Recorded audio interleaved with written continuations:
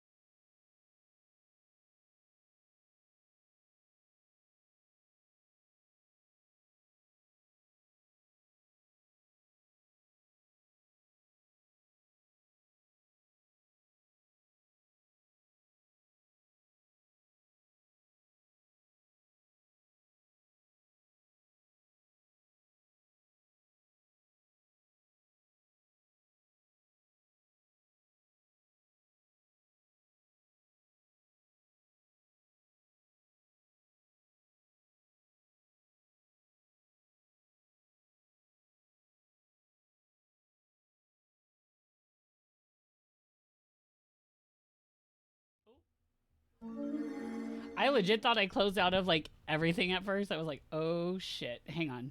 Hi guys, how are you? What's going on? So today's a little bit different. We're playing a mobile game today, which I'm like, okay. So yeah, we're gonna be doing it's Bejeweled. Technically, no. I will okay, look, I'm just gonna put this out there so that you guys know. This is a sponsored stream. We are doing a sponsorship from Stream Elements. So I don't have any game audio on it right now. I'm trying to figure it out, but also at the same time, I want to do something a little more fun than match tiles today. And oh no, it's not working. I don't know why. The sound's not working. That's crazy. It's not like I planned anything else, but instead of just watching me match shapes all day while I'm doing the sponsorship, we are going to be talking to at Chaos Beaver today. Some of you guys know him as our Magic Daddy here and usually trying to take the top spot in our sub stuff. But he is also like someone I've become very close to some degree. In general, yes. We talk Magic stuff. He's one of our mods here. He's a really great guy. And yeah, he agreed to come help me because I, twisted his wrist so hard to come help me do this stream where we answer like some of your guys' Magic questions and also just questions about like owning a card shop. We answer questions about, I don't know, whatever questions we are technically qualified to answer, I guess. So while we play this, we're only going to have the game on for the needed hour, and then we're going to just hang out for a bit. So I guess this would technically be my first air quote just chatting until after the hour, which I've never really done before, so I'm kind of excited. I could actually make us bigger too. Hang on, we can be a little bigger. Hi! We're a bit bigger today. That's kind of, it's new. It's new for me. So how are you guys doing? Or actually, wait, before we get started, Beaver, you ready? Come on out. Yeah, I'm ready. Yay! This is Beaver. Do you want to introduce Hello, yourself? Hello, I'm Chaos Beaver. I run Marlon's Magic events. I own a card shop. I do magic things. I'm chained in his basement right now. Send help. I have a basement? What? Apparently. Well, then again, where would my uncle have met me? Anyways, sorry. You need to stop joking about that. That's not okay. We do love magic things here. I know. And yes, I know. Where is Fish? Where's your boyfriend? What are we going to do? Like, I know. I'm going to head on hit Fish if he's not here. We'll hit up his grinder account. I'll do that real quick. I'll be like, hey, Diva. Hey, your man, he's out here getting wild. What are we going to do?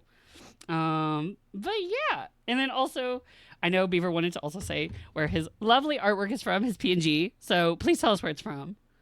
Yeah, just so everyone knows, my art, if you've never seen it before, it's done by an artist named Blaine Simple who does D&D shorts and videos and all that. You should check out his channel. Yeah. He's giving me permission to use this art today, so shout out to him. Thank you very much. It's really cool. And we were actually talking a bit about D&D earlier too, just because like I'm kind of in my first campaign right now with some very close friends of mine. We'll use Grinder to grab your BF and lock him in the basement with you so you're not alone. Hey, whoa. I gave him soup, okay? I saw weapons. I know what to do. Like, I know what I'm doing, I think, kind of. But yeah, so you work at Universal Orlando, and we literally play Magic or Yu-Gi-Oh! When we're on break, period, as you should. I used to play a lot of Yu-Gi-Oh! Back in elementary school. So I was homeschooled from, I think, 3rd to 6th grade. And when D&D, I love D&D. What are you playing? So I'm currently playing a tiefling bard named Sarah Queef Von Pussy Snatch. And her big thing is that she has no attacking abilities. She has none. She barely uses a sword. And her thing is that she's just like drugged out all the time and also a little tipsy like at all times. So she doesn't do anything like actually anything, truthfully. I don't even know what to really say that she does. She doesn't do anything. But her backstory is that she was like, you being a bard makes so much sense. I just finished playing a bard. It's really fun. I know. But so her thing is like, her manager, Hilary Dufay, yes, that's kind of why I made the Lizzie McGuire call-out movie. Like, yes, it's mid, but like, Hilary Dufay, you came for my ass, and I was just not here for it. Yes, it's spelled like Hilary Duff too.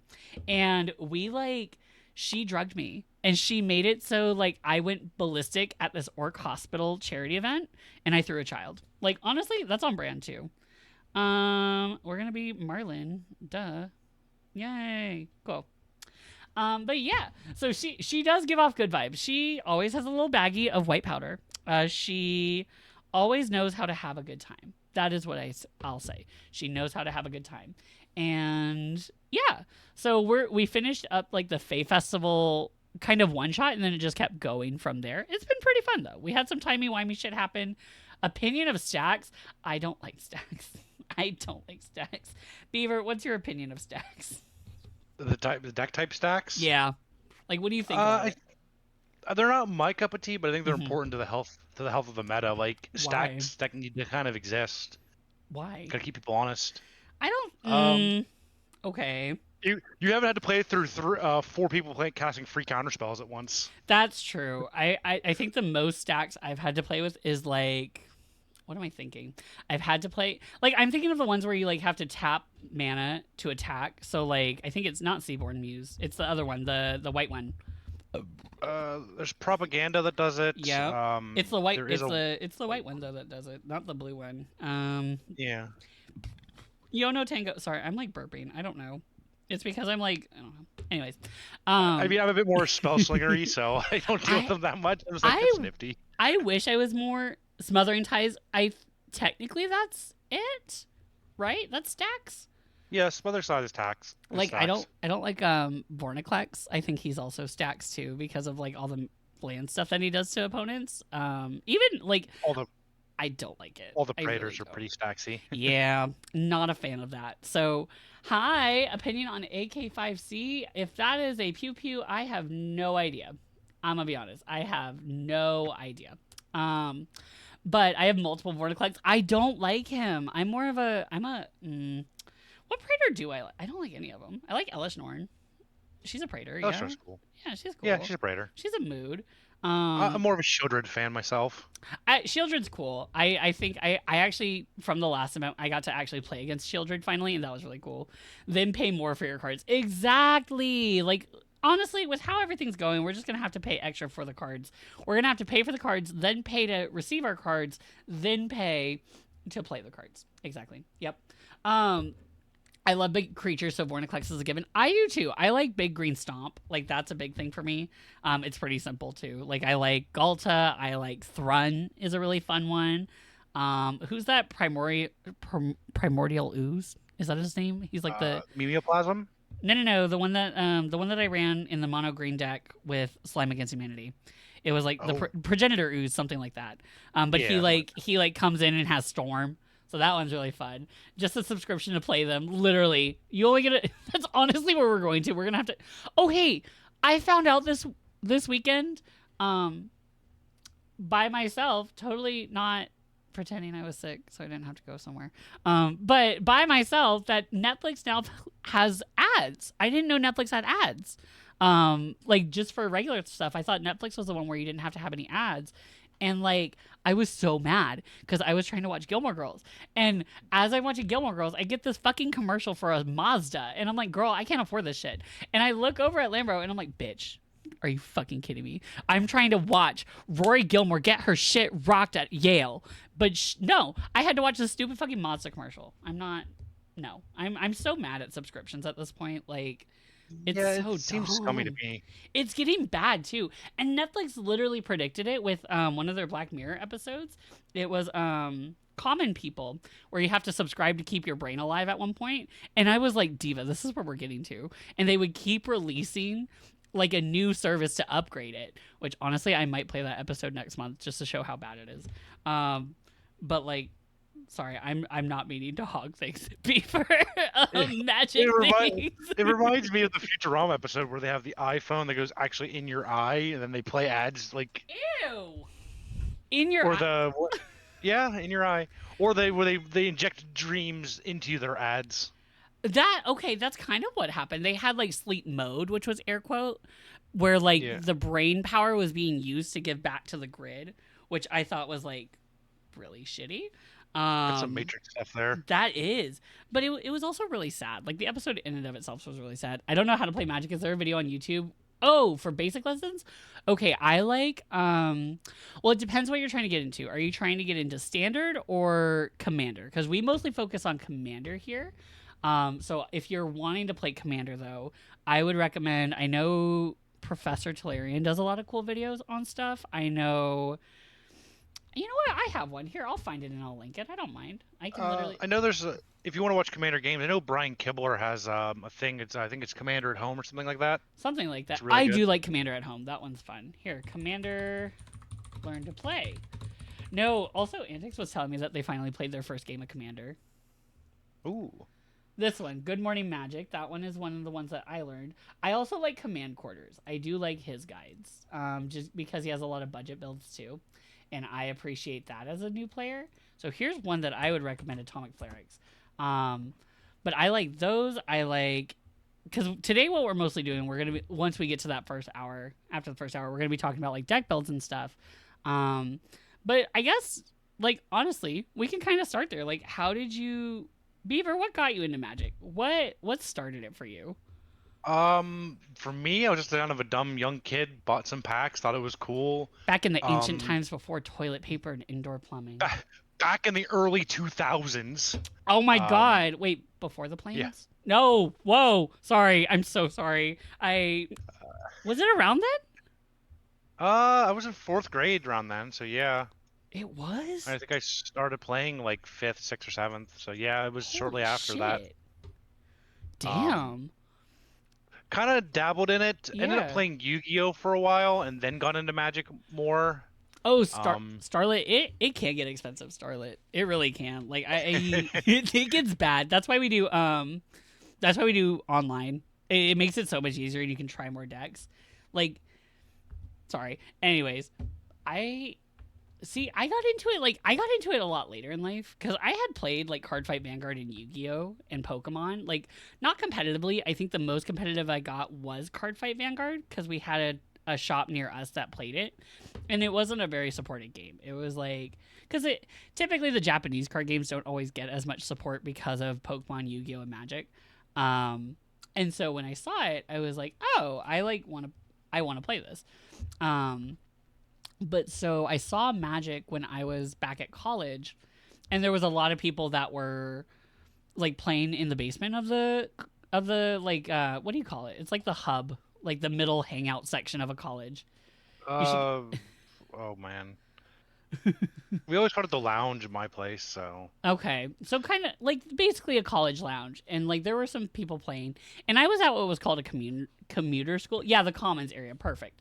Like I was at like a commuter school, and so I didn't I didn't really talk to a lot of people just because when you're in college, I feel like you don't talk to a lot of people. At least in my experience, or you do, but you don't see them after. Diva, what do you mean? I just want to play the game. Let me I just got play the dragged game. hard into the Gamers Guild at my college. So Get a pre-made box. Easiest way to just ease into it. Oh yeah, I think what honestly, because I think what a lot of people do when they try to get their friends into Magic is like they think just give them whatever deck that you have that's at the same power level, or a precon. Which precons are great. I think precons are great, but they've gotten more complicated. I think nowadays they have more pieces. Like the Edge of Eternity's one had like proliferate, and like that's a I think proliferate's kind of difficult. Truthfully, I find it to be difficult. Um, but I mean, so but no, go ahead. You're good. Like, what's your advice on I some of that? I was gonna say like I think one of the best tools now is like there's that Magic Arena. Yeah, It is a bit on the standard side, but I think learning standard first is always a good stepping stone yeah, because like then you'll get the basics of tapping, playing creatures, and understanding it's base free, strategy, and right? then It's free to yeah, I think start. Arena's free. Yeah, it is There's free to start. there's some pay to play stuff, but like I know I have heard of Magic Arena because some people have asked me to play it, and I'm like I'm not playing that because I don't play standard. Yeah. But I also come from a commander background, not that. So I the mean, like when I started doing a lot of Commander was like after I had gotten out of college, and mhm. most it was like we were playing like I was playing Standard at the time. My friend was playing Modern. My friends other friends were playing Standard, and we just wanted something that was like not as competitive as playing 1v1 formats. Yeah, So that's kind of how we got into it. It's kind of how I've kept my mindset of it, is like I like it as a casual format where you do big swingy silly stuff. So that's yeah, Flarix, you're right on that one. Like I do think that you can try new decks a bit easier in standard because it's 4 copies, not just you don't have to make a whole 100 singleton. Yeah, after Scary Front starts up, so I have extra mons to look at stuff about it. Oh yeah, I mean I think if you ever want to learn, I'm always down because when we're playing events, I usually explain how I play things. But also like watching videos on it is really helpful because I'm a visual learner. Okay, that's also why I made the TikTok for it. Is like I learn a lot visually, and so having very direct things helps a lot. But also having a video that you can go back to and learn is really good. I think the way I learned, because when I started, I knew the basics of Magic. I knew like how mana symbols work. I knew only one land per turn. I kind of knew that, but like things like the stack and like interactions and stuff, I think really comes down to just playing the game. I think you learn a lot that way. Believe that people who do primarily play Commander should learn how to play 60 card formats because a 60 card deck forces you to stay focused for it to function, which is something a lot of Commander players struggle with, especially newer Commander brewers. Okay, how do I want to? Do you want to take this on first, or do you want me to go for it? It's kind of tricky because for me, 60 card is a very different thing from Commander in a lot of ways. It's the same pieces, but you're playing a very different game in a lot of cards. Yeah. Typically in 60 card, you're 1v1ing somebody. There's a lot of like game plan, executing. In Commander, there's a lot more of a political end of things where you're talking about things, you're plotting, Yeah. you're scheming with other players. There's 4 people in a game, so you just can't like push your thing forward without thinking things through. Yeah, Wolfie, that's There's how I learned no. to play. Sorry, but Wolf, No, I did learn how to play Yu-Gi-Oh that way too. A lot of card games, I feel like you have to learn visually, just because to say like, oh, your lands go here and creatures go on the battlefield. Well, what does that look like? Like, what does that look like for you? Um, but no, go ahead, Beaver. Sorry, I wanted to just respond to that real you're quick. perfectly fine.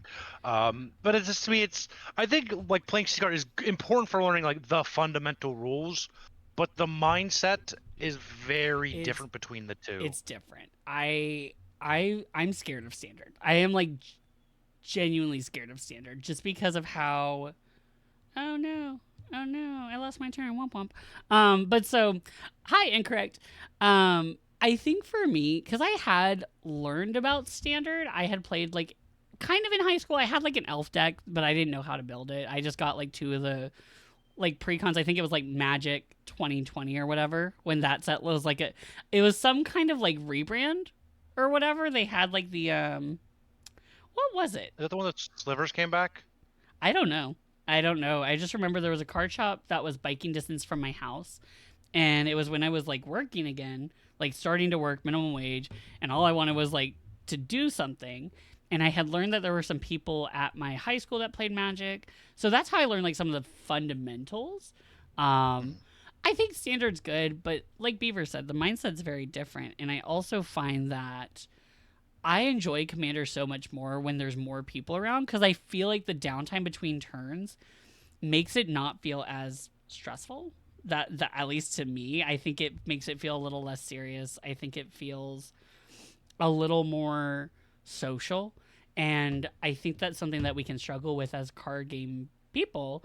Like people in media, people look at us like, oh my god, like they're nerds. They're playing like in people's basements and they're just like doing all this stuff. Which that is something that my own mom has even said. She's like, I don't want you to be like some 30-year-old dude in the back of a card shop playing Magic. Like that's weird.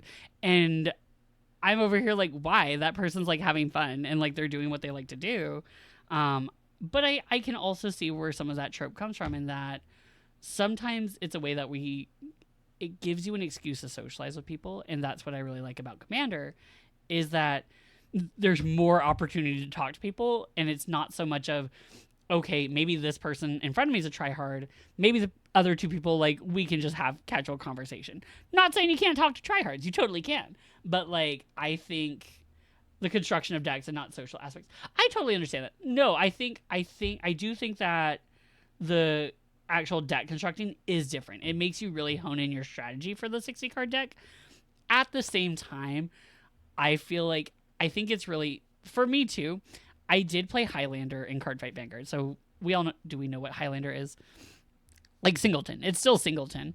But it's a deck where you only have one copy of a card, and that was really fun for me. So when I found out that that's what Commander was, I was like super hyped. So Yeah. Even the deck building is a lot different too, because like 60 card, usually you have a game plan and you're planning for a smaller range of things compared to a 4-person game where you plan for a lot more. When Yeah. I started playing Commander, it was during original Tarkir, original Theros, I can smell the gray showing hair my from here, age. Beaver. I'm sorry. I can smell it. It is smelling like Old Spice. Like I hear the Hey, mahogany hey, hey! hip. I I hear like my it. Old Spice. Oh no, do you actually? I'm sorry. I was being a bitch. Oh, Diva. Oh no. Oh. It's fine. Oh, that's Um, kind of gay. Oh, sorry. yeah. But like when I Look was at you, playing standard, Tarkins. I was playing like an aggro deck that was just like I'm gonna break your jaw and roll over Yeah. you, and like you can kind of do that in Commander, but there you have to have a lot more Yeah, of a there was more plan than because like one you're clerics. yeah, there's more than one person, so you have to get to that Or mid game. Tarkir. Because Tarkir Dragonstorm is like the new Tarkir version. So, right? Yeah, Yeah.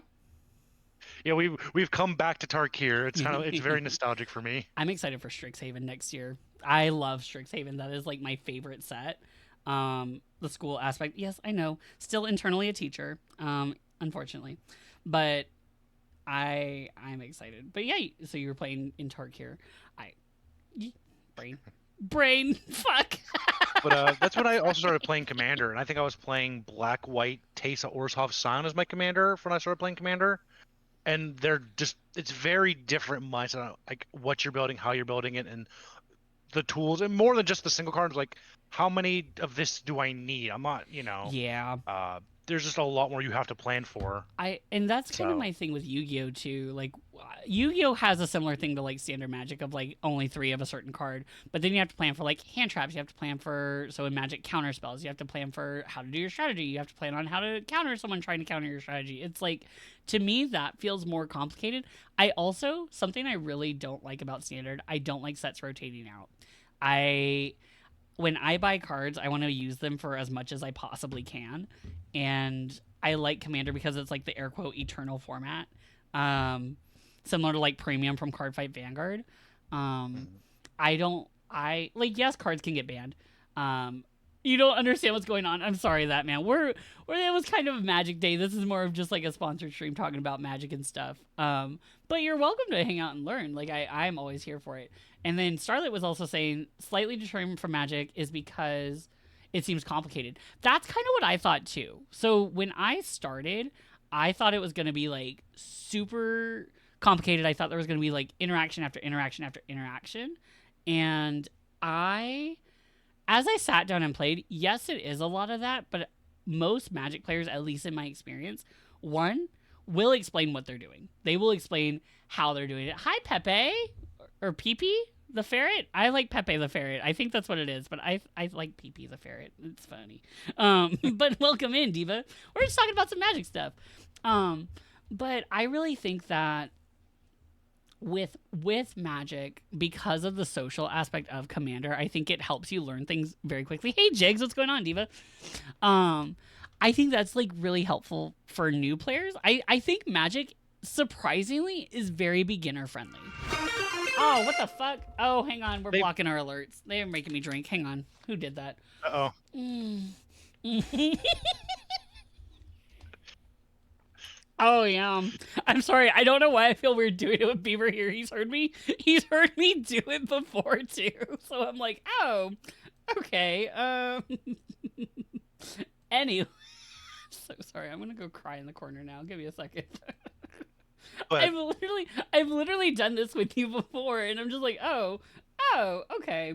I'm gonna shrink this down a little bit because it it's blocked my personal alerts. now. It feels a little more intimate, and I'm like, oh, okay. Like, that's like moaning on a Discord call. It feels weird. We need to block alerts that are making me drink. LOL. Yeah, I love drinking. Water. Brain.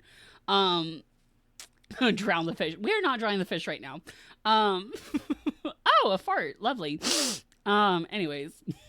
But no, I really think that Magic has a very you're finally home. Hey fish, we got your boyfriend on here. Hey if you fish. want to Hey blow cutie. kisses. Oh, okay. I still have the bet. I got bad news for you.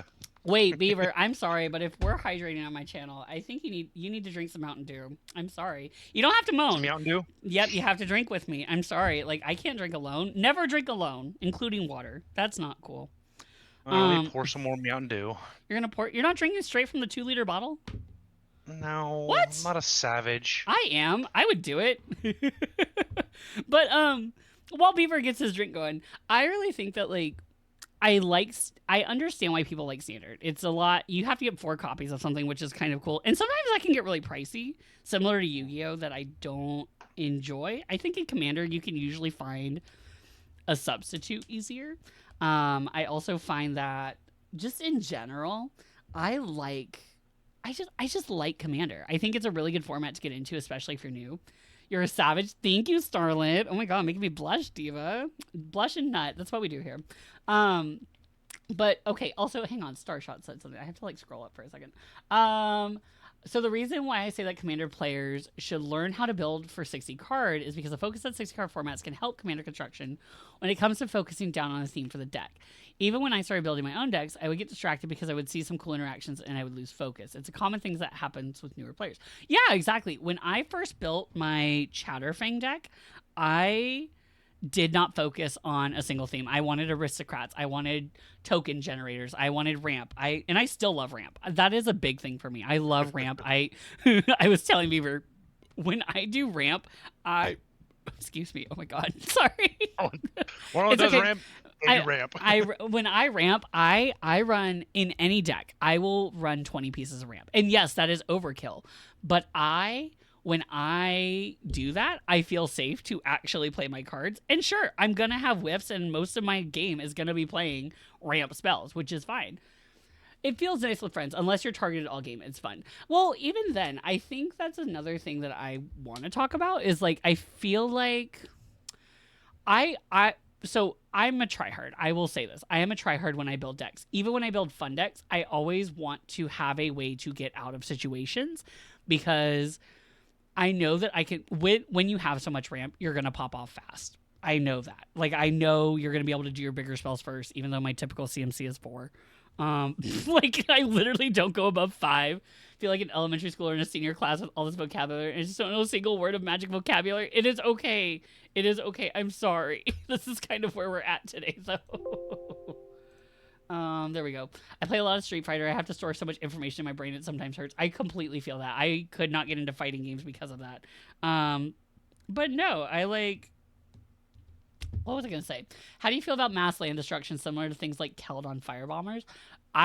Okay, I'll let Beaver answer this because I'll get heated on this one. Mass land destruction is one of those things. Like, I think at a high-end table, it's fine, but when you're at like King Casual with your friends and all that, it gets a little frustrating. It does. Step back. It makes a game go long. Also, Atomic Flare, if you want a good Cascade, truthfully, Joda. I love Joda the Unifier because you can actually build him not super competitive, but still be consistent. There's Yidris, too. Who? Yidris. What's she do? He gives, I think, all your spells Cascade. Okay. I think the first spell you cast every turn has Cascade. Or Slivers. If you want Sliver Cascade, you can do that. Certainly do that. I should note, Keldon Firebombers sets everyone back to 3 lands. I hate that so much. I really do. I don't...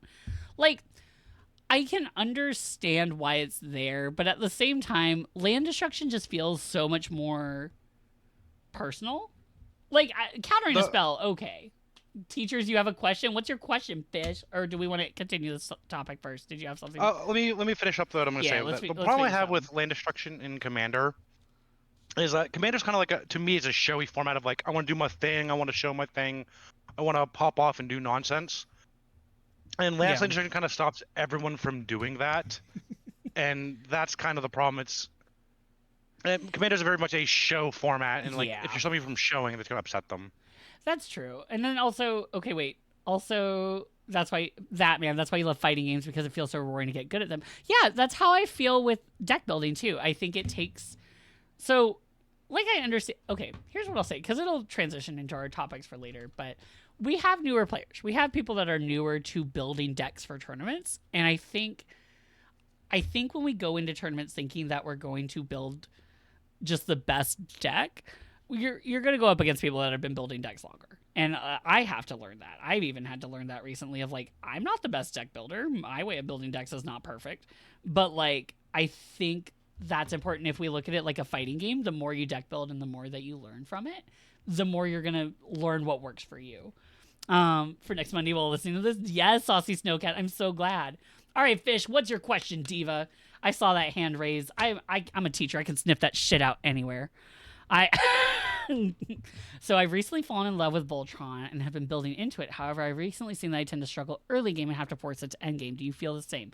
Okay, so I'm gonna go first on this one because I've actually built a few Voltron commanders. I built Fibblethip Voltron. Okay, that sounds so fucking lame too, by the way. So Fibblethip Voltron is, for those of you that don't know what Fibblethip does, he is a 1 in a blue homunculus. When he enters, draw a card. When he enters from deck, you can draw 2 cards. And when he's targeted by any spell, he is shuffled into the deck. So Marlon, why the fuck would you build Fibblethip Voltron when he can he's targeted by anything? I'm like, equipment, which is what most Voltrons do. I really feel that Voltron needs to have something outside of just Voltron. Like, I think you need to have something else, like, to subside for only running, like, a main creature. Like, my Fibblethip Voltron runs no creatures except for him. Now, I know that's a very extreme case, but he is technically still Voltron. And he does have a win condition of him dealing damage. I think what helps for me, I like building Voltron commanders that are lower to the ground, CMC wise, like get them out sooner, having haste, like those are really big things for it.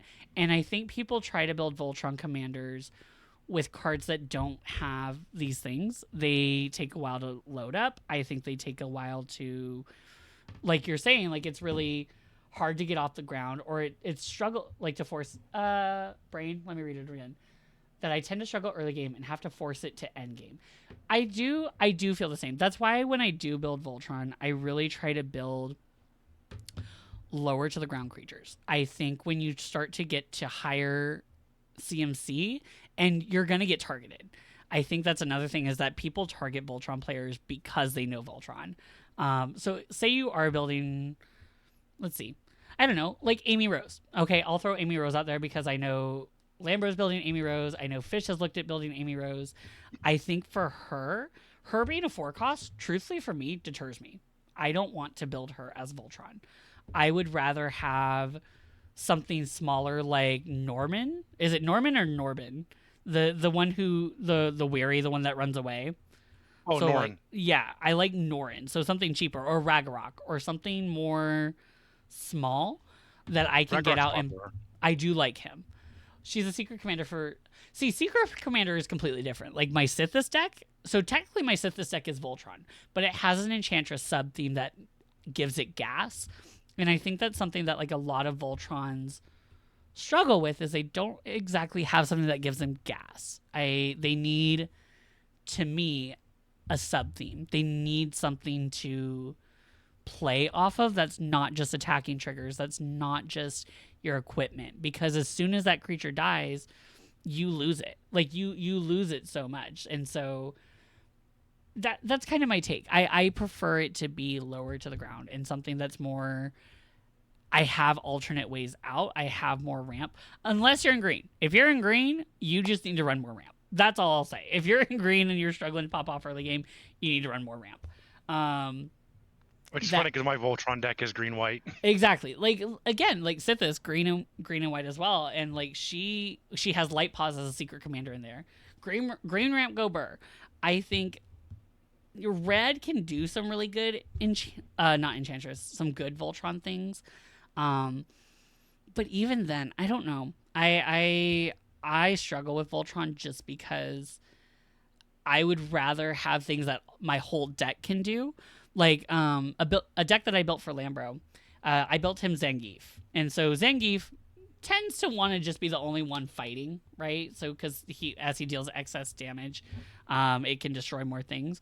The problem is you have to have Zangief out all the time. So I built the deck as more extra combats, and it has, let's see, it has some fight things in it, but it's mostly extra combats and popping off more combats so he can deal more damage, and then buffing up your whole board. So that way, if he comes out, it's better for him. Yeah. Did you want to add anything, Beaver? I'm sorry. No, you're perfectly I'm. fine. I mean, we I have mean, time, like, so. yeah. I mean, because my Voltron deck is Nazan, who's a 6-drop, Hmm. so he's a bit on the later end, but I ain't green white. But his thing is like every time you play him, you get an equipment from your deck. Yeah. So like you recover by playing your commander, you get more equipment and more cards. Yeah. So Did like that Voltron, answer? Oh, sorry. Go ahead. good. I was just gonna I see mean, if that answered anything for fish. I mean, the thing of that is, at the end of the day, like if you're playing Voltron, you're trying to end the game early. You Yeah. are basically the aggro deck, and there's nothing wrong with ending the game early. No. People need to. There's a saying when I play 60 card of keeping decks honest, and Voltron can keep some decks honest because some people don't run removal or interaction, That's a big and one. then they die. Yeah, they don't run removal. But even then, I still think that like the problem with Voltron is they get targeted too early too. Because like, yes, if people are running removal, okay, you got an easy win. But like if they are, they're going after you. They're going after you so quick. And I think that's something that I don't know. Like it's not my favorite strategy, and it's not to be mean about it either. I don't. No, nothing wrong with that. It's just I don't know. I feel like Voltron can. It needs gas to get going, and it's sometimes really hard to get that going to break through certain boards. Another thing I do want to say, and on Voltron, because when I do run Voltron commanders, I go after someone full force. I will swing 3 creatures at one person. I do not spread out. I don't spread it out. And I know that gets me targeted sometimes, but again, a lot of my decks have ways to get around that targeting too. Um, so You need to commit. I commit hard, and I think that's something that a lot of, in general, commander players are scared to do is commit to beating someone down. And that sounds really bad. That sounds like I'm saying, yeah, beat them up. Let's go outside the card shop. Let's fucking go. But no, I'm like, I think they need protection and card advantage in the commander. They do. I think, or your deck needs to be centered around card advantage. Like it needs to give you card advantage. You need to be drawing a ton of cards. Like Amy Rose, yeah, she boosts up power, but she also doesn't really have something to give you advantage, like card draw. Or something to like protect herself. And I think that's more she's great. She is really cool. And she can come out and she can swing and she can do a lot. But the problem is that she doesn't have things to boost her up first, and or to at least give you protection. And that's just for that commander, like Sithis. So my Sithis deck, it has the whole Enchantress thing, but I'm swinging with Sithis. I am swinging her out as early as she comes out. Like maybe not that turn because she doesn't have haste, but like she comes out swinging when she can, and that it does a lot. Like it might not seem like a lot, but if I have her with +2/+2 from like, or +3/+3 from Bear Umbra, like she's gonna swing for some damage, and people don't always look at that. Yeah, that's kind of where I'm at with I that. mean, I think yeah. that's the truth. Like you have to, if you're playing Voltron, you have to understand that Voltron you have to commit. Starshot. I built her Voltron Starshot. I did. I built her because I wanted Light Paws to be my secret commander.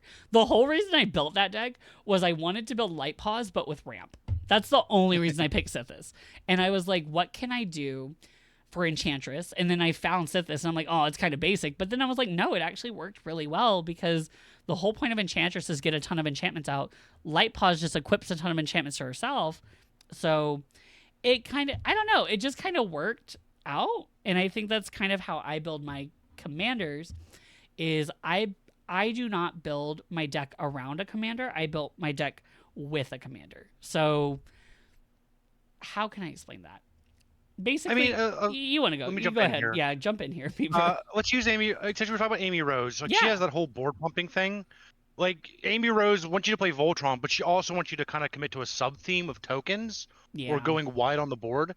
So I think sometimes also understanding like what does your commander want you to do as well as Voltron. I know Fish, you're building Lightning, who does that whole extra damage thing, and then it's like, okay, I'm doing this thing where I hit you and I get extra damage. How do I take advantage of that? Is a good mindset to have. Yeah. Because then you can kind of feed into that and build in around your sub theme, where if things don't work out, you have a sub theme to fall back onto. Yeah. I think that's another thing. Even with my Enchantress deck, is like my sub theme. Like my main theme is get Sithis out, draw a ton of cards, get Light Paws out, swing for damage. But if needed, I can also swing in, or I can also just cast enchantments, get a ton of life, and win that way. Like I have ways around just doing Voltron. And I think that's what a lot of Voltrons let me grab your notebook. Yeah, please. Like honestly, that's kind of what we're here for. I think Voltrons need more strategy than just big stompy creature.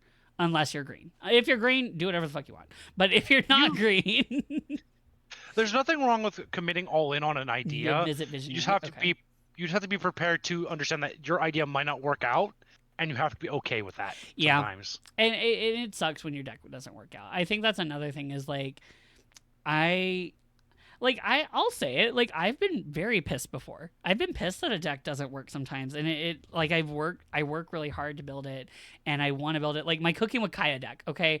I built a whole deck around the Planeswalker Kaya because of that whole trend of cooking with Kaya, and she's like that one girl who's like shaking her ass as she makes food, like queen behavior, but I built this deck of food tokens and Kaya. Kaya and food tokens don't go together. There's no point in her doing it. She does have something that makes double tokens though, which was really cool.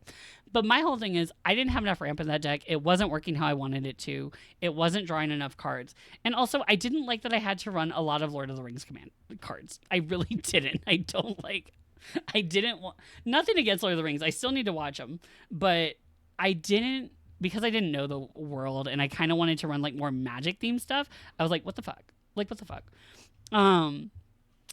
I like another deck that I run is Tatsunari Toad Rider. So I have a theme of, yes, it's Voltron and he can swing for big damage, but I also have Drain You Out with enchantments. And I have an infinite combo that can pop off for life gain. And I have different things with that deck that does not just focus on Voltron. I have a sacrifice thing in there because I can keep making that toad.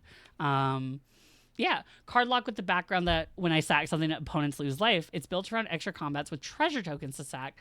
Thoughts on how something like that would play in random pods? So, okay, when I sack something, opponents lose life. So is it losing life based on what's the background? I can pull it up. I can look at that real quick actually. Let me pull that up. Is that a deck we have before? No. I'm just curious because I'll forget. Backgrounds, Commander. I'm like, what is this shit? I want to know. Well, I love the background mechanic. I think that's really fun. I like that one. Let's see. It's like when you sack. I think you would have to do a lot of on attack triggers that are just like, no, I need these. Agent of the Iron Throne. Commander creatures you control, you own, have whenever an Artifact creature you control is moved to a graveyard from the battlefield. Each one loses a life. Yeah. I think that's actually a really good way to do it. I think having Carlock as the extra combats, you would have a ton of attack triggers for treasure tokens. I think if I were building that, I would try to make it more into truthfully, an artifact sub-theme. Hi, Shadow Crown. What's going on, Diva? Exactly, Bronze Dragon and other stuff. Yeah, building like a ton of like on attack treasures, doing multiple combats. So there's a few ways you could do it. You could do focusing on the artifacts, making like artifacts easier to like just. I'm sorry, I'm very tied to artifacts right now. I'm like, because I love their cost reducers. That's kind of my main thing. But like, because red can do so much with treasure tokens, and you're in Rakdos too, so you can do like when you sack things, that's really good. My only thing that I would worry about is like, what are you gonna do if you run out of gas? Like that is my thing. Or if someone blows up all your treasures, like, yeah, you can sack them. That's actually really good. But the other thing that I would worry about with that deck is that because you have the background in there, it depends on your commander being out. And that's another thing that I don't like. I don't like relying on my commander being on the board. But if you can protect it and if you can have enough protection for Carlock to stay out, I think that's really good. Hey, how was your outing with friends, Shadow? I hope it was fun.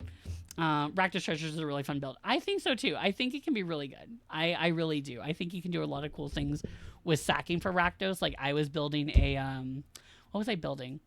I was looking for some Rakdos commanders recently for something. Oh, I was looking at demons for Shadowborn Apostle. I was looking at that stuff, and I was looking at some things to do with it. And I saw a lot of Rakdos cards that were really cool. I think if you really wanted to. But what are you? What's your card advantage stuff with that? Like I think that's another thing. Which we already have some decks that we're gonna look at. But like Jury of the Demon that deals damage on sack. Yeah, things like that would be really good. I think that would be just having payoffs that aren't just the command zone and having attacks that aren't just in the command zone that give extra combats. Yeah, you want some backup in the You do. sense. Like you want need backup. Because Karlach's what, like you 4 want mana at least? I don't remember. I Every think time I see Karlach's 4 her, mana. I feel like she's different. That's valid, actually.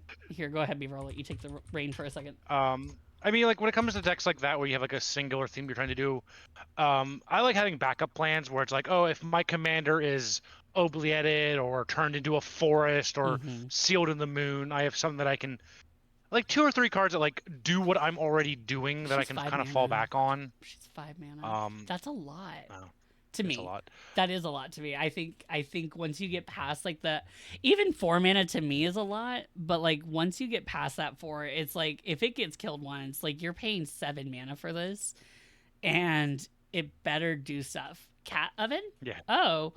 Mayhem Devil with the Cat Oven combo. Okay, wait. Is that Displaced Circuit? Or am I thinking of the Cauldron Familiar? It's Cauldron Familiar. I do like Cauldron Familiar. Very good kitty. But yeah, I would just say yes. Oh, you're good. The first time it had some Mexican foods. Oh, girl, you can't be bottoming tonight, Diva. I'm so sorry. Make sure you douche well.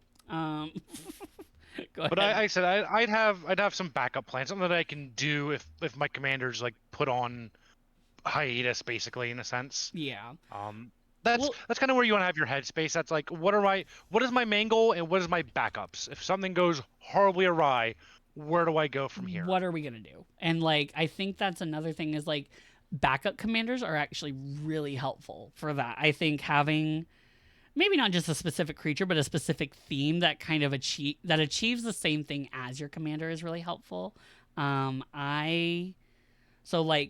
So I have a small anecdote. I built a Myra the Magnificent deck. I thought attractions were so cool. I thought I was so quirky and different in Hillary Duff mode for like doing this. And I was like the only bitch who was playing attractions. She got targeted so quick because she can copy spells for free. And every time I would play her, she would get booted out. And by I think the 3rd time I cast her, there's no point in me casting her because now she's 10 mana to cast and I can't even spell sling at this point. And that deck I haven't touched because it kind of shut me out from it. Like I love attractions, but like I didn't have a backup plan in that deck. I didn't have a way to utilize attractions, to utilize artifacts. I was solely focused on spell slinging, but specifically spell slinging with Myra.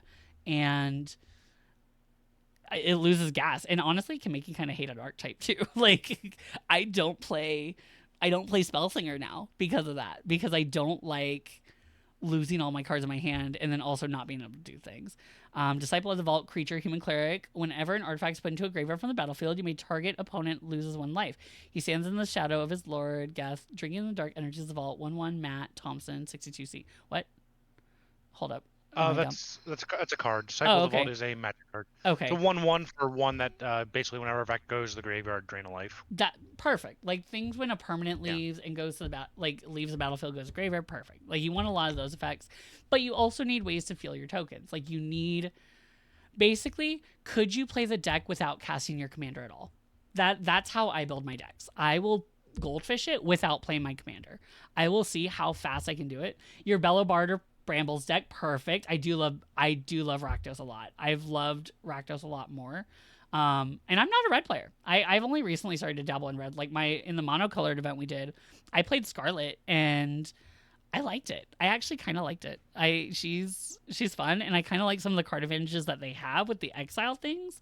But even then, there's still a little oomph about it. I'm like, let's see. Boosters and stories? What do you mean? I don't want to play this. Okay.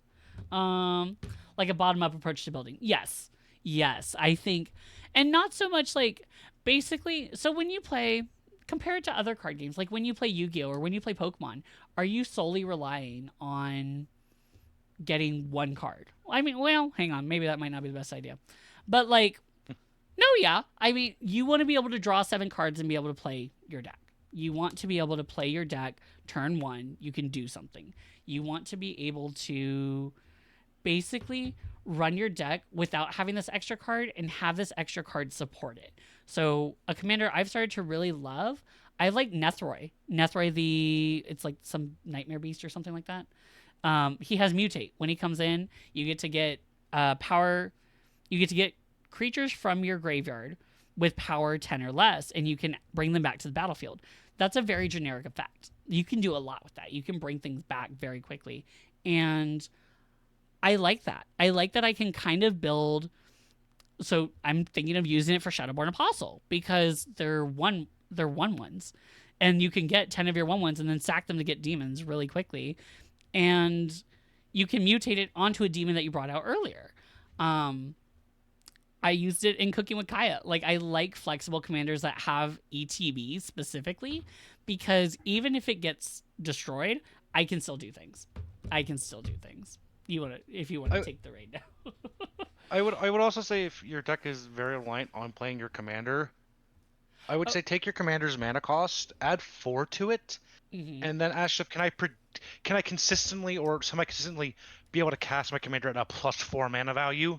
Because if your commander is vital to your strategy, it's going to get killed and removed. Yeah. Gamergate saying that I dislike decks whose entire strategy has 0 to do with the commander and it's just there for the colors. I have done that. I will say I have done that for my school deck. I run Joda. I eventually themed it more with it, but I have played games where I don't cast Joda at all.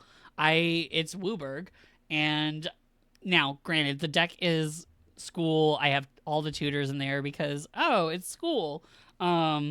Which it's technically bracket level 5 because of that, but I don't run anything that's like not school related. It'd be bracket 4. Yeah, I guess bracket 4. But I like that too. So I like commanders that I don't have to rely on them. Like, yes, it is a guaranteed card that you have in your command zone. Yes, it is something that you can use at any point that you need it. But I think how people build, they rely on it. And they rely on that card. And if that card can't be played or you switch. So this was a funny thing that I've started to put into my decks now, Exchange of Words. I like Exchange of Words. I think it's really mean. And I think it's funny to switch to people's commanders because they don't know what to do. Like, now their commanders are switched, their deck doesn't work, and that kind of stinks. Like, you need... Whereas if your deck were to function without the commander, like, you could still work around that. Deadpool. Well, Deadpool does it too, but Exchange of Words did it first from Infinity. So, not a lot of people focus on enchantment and artifact removal. That is very true, Roderick. Like, I think that people need to run specifically enchantment removal more. They need to run more removal, period. I think we can destroy creatures a lot easier, but, like, have artifact removal. Having, like, removal, period, is really huge. Like, I think...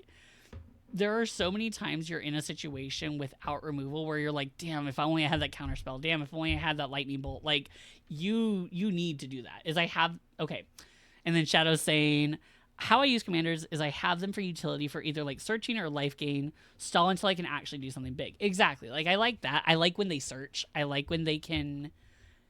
I just love ETBs. I love ETBs. That's kind of like my big thing right now is I'm liking... It's made me change how I deck build too, because like I'm not here to copy that ETB, because I think when you see ETB on a creature, you're like, I want to copy it, I want to blink it, I want to do more. I have a Brago deck from the Miku Secret Lair that's Wizards ETB. I don't use Brago. He's just there in case I can get him out, but even then he has to survive a turn and I have to be able to swing with him. Whereas at that point, like, someone's gonna catch on and someone's gonna destroy him. Like, there's no way. I do have the horror tag on stream. That's my bad. But yeah, I am scary. Flicker ETBs into near infinity. Yeah, like I think Flicker is definitely a viable strategy. But I think when people see a commander that can ETB, they focus on that a bit too much. And I think that we should just be okay if our commander is like a sorcery or an instant, like that we play one time. Like, I think that should be okay, but make it something that's worth it. Like, make it like a Nethroi where if you get it, you get to do it like something big. Like, you get 10 power creature onto the board. That's huge. Doing like, I don't know, Scarlet. Scarlet was something fun where you can come in and make it so someone can't block for a turn, and if your board is filled, you're great. Seems great. Seems not great, but fun. Sinette Jelly Drover, I do run her in my Wizards deck. I do like Jellyfish. I think she's funny. But she's also fun. Like, I think she doesn't do a ton, but she is mono blue. You can run some things in mono blue. You can... That would be a really good flicker deck. Like, that's something that she does have an ETB. She's not very threatening at first either. And if you can get, like, tons of Jellyfish, like, that's just fun. The horror. I know. Yeah. I did not realize I had so much to talk about Magic. That's crazy. I'm sorry. I'm like, oh, hey, I know about I this. told you there's a lot to talk about. I didn't think about it. I was like, oh, I didn't think that we would even hit. We're almost at the hour mark, which is kind of cool. I think I need like 5-10 more minutes, which is fine. I mean, let's see. Do 15. Yeah, let's do a 15. That way I don't have to come back to this game. Anyways, start getting into timestamps and layers. Like Tiamat, anytime you get him out, you search for 5 dragons, and I like him for that reason alone. Exactly, he's a searcher. I like Tiamat in my Dragons No Dragons deck. Hi, Heathcliff. I like to heath my cliffs. Well, welcome, Orange Cat from the Heathcliff cartoons. Beaver might know about that from the 1970s. So, anyways. Bitch. Have you not seen that? Did I actually just age myself a little bit from Heathcliff? Oh, I know Heathcliff. I know. Okay. Heathcliff. I actually really like Heathcliff. He's a little shit, and I love him.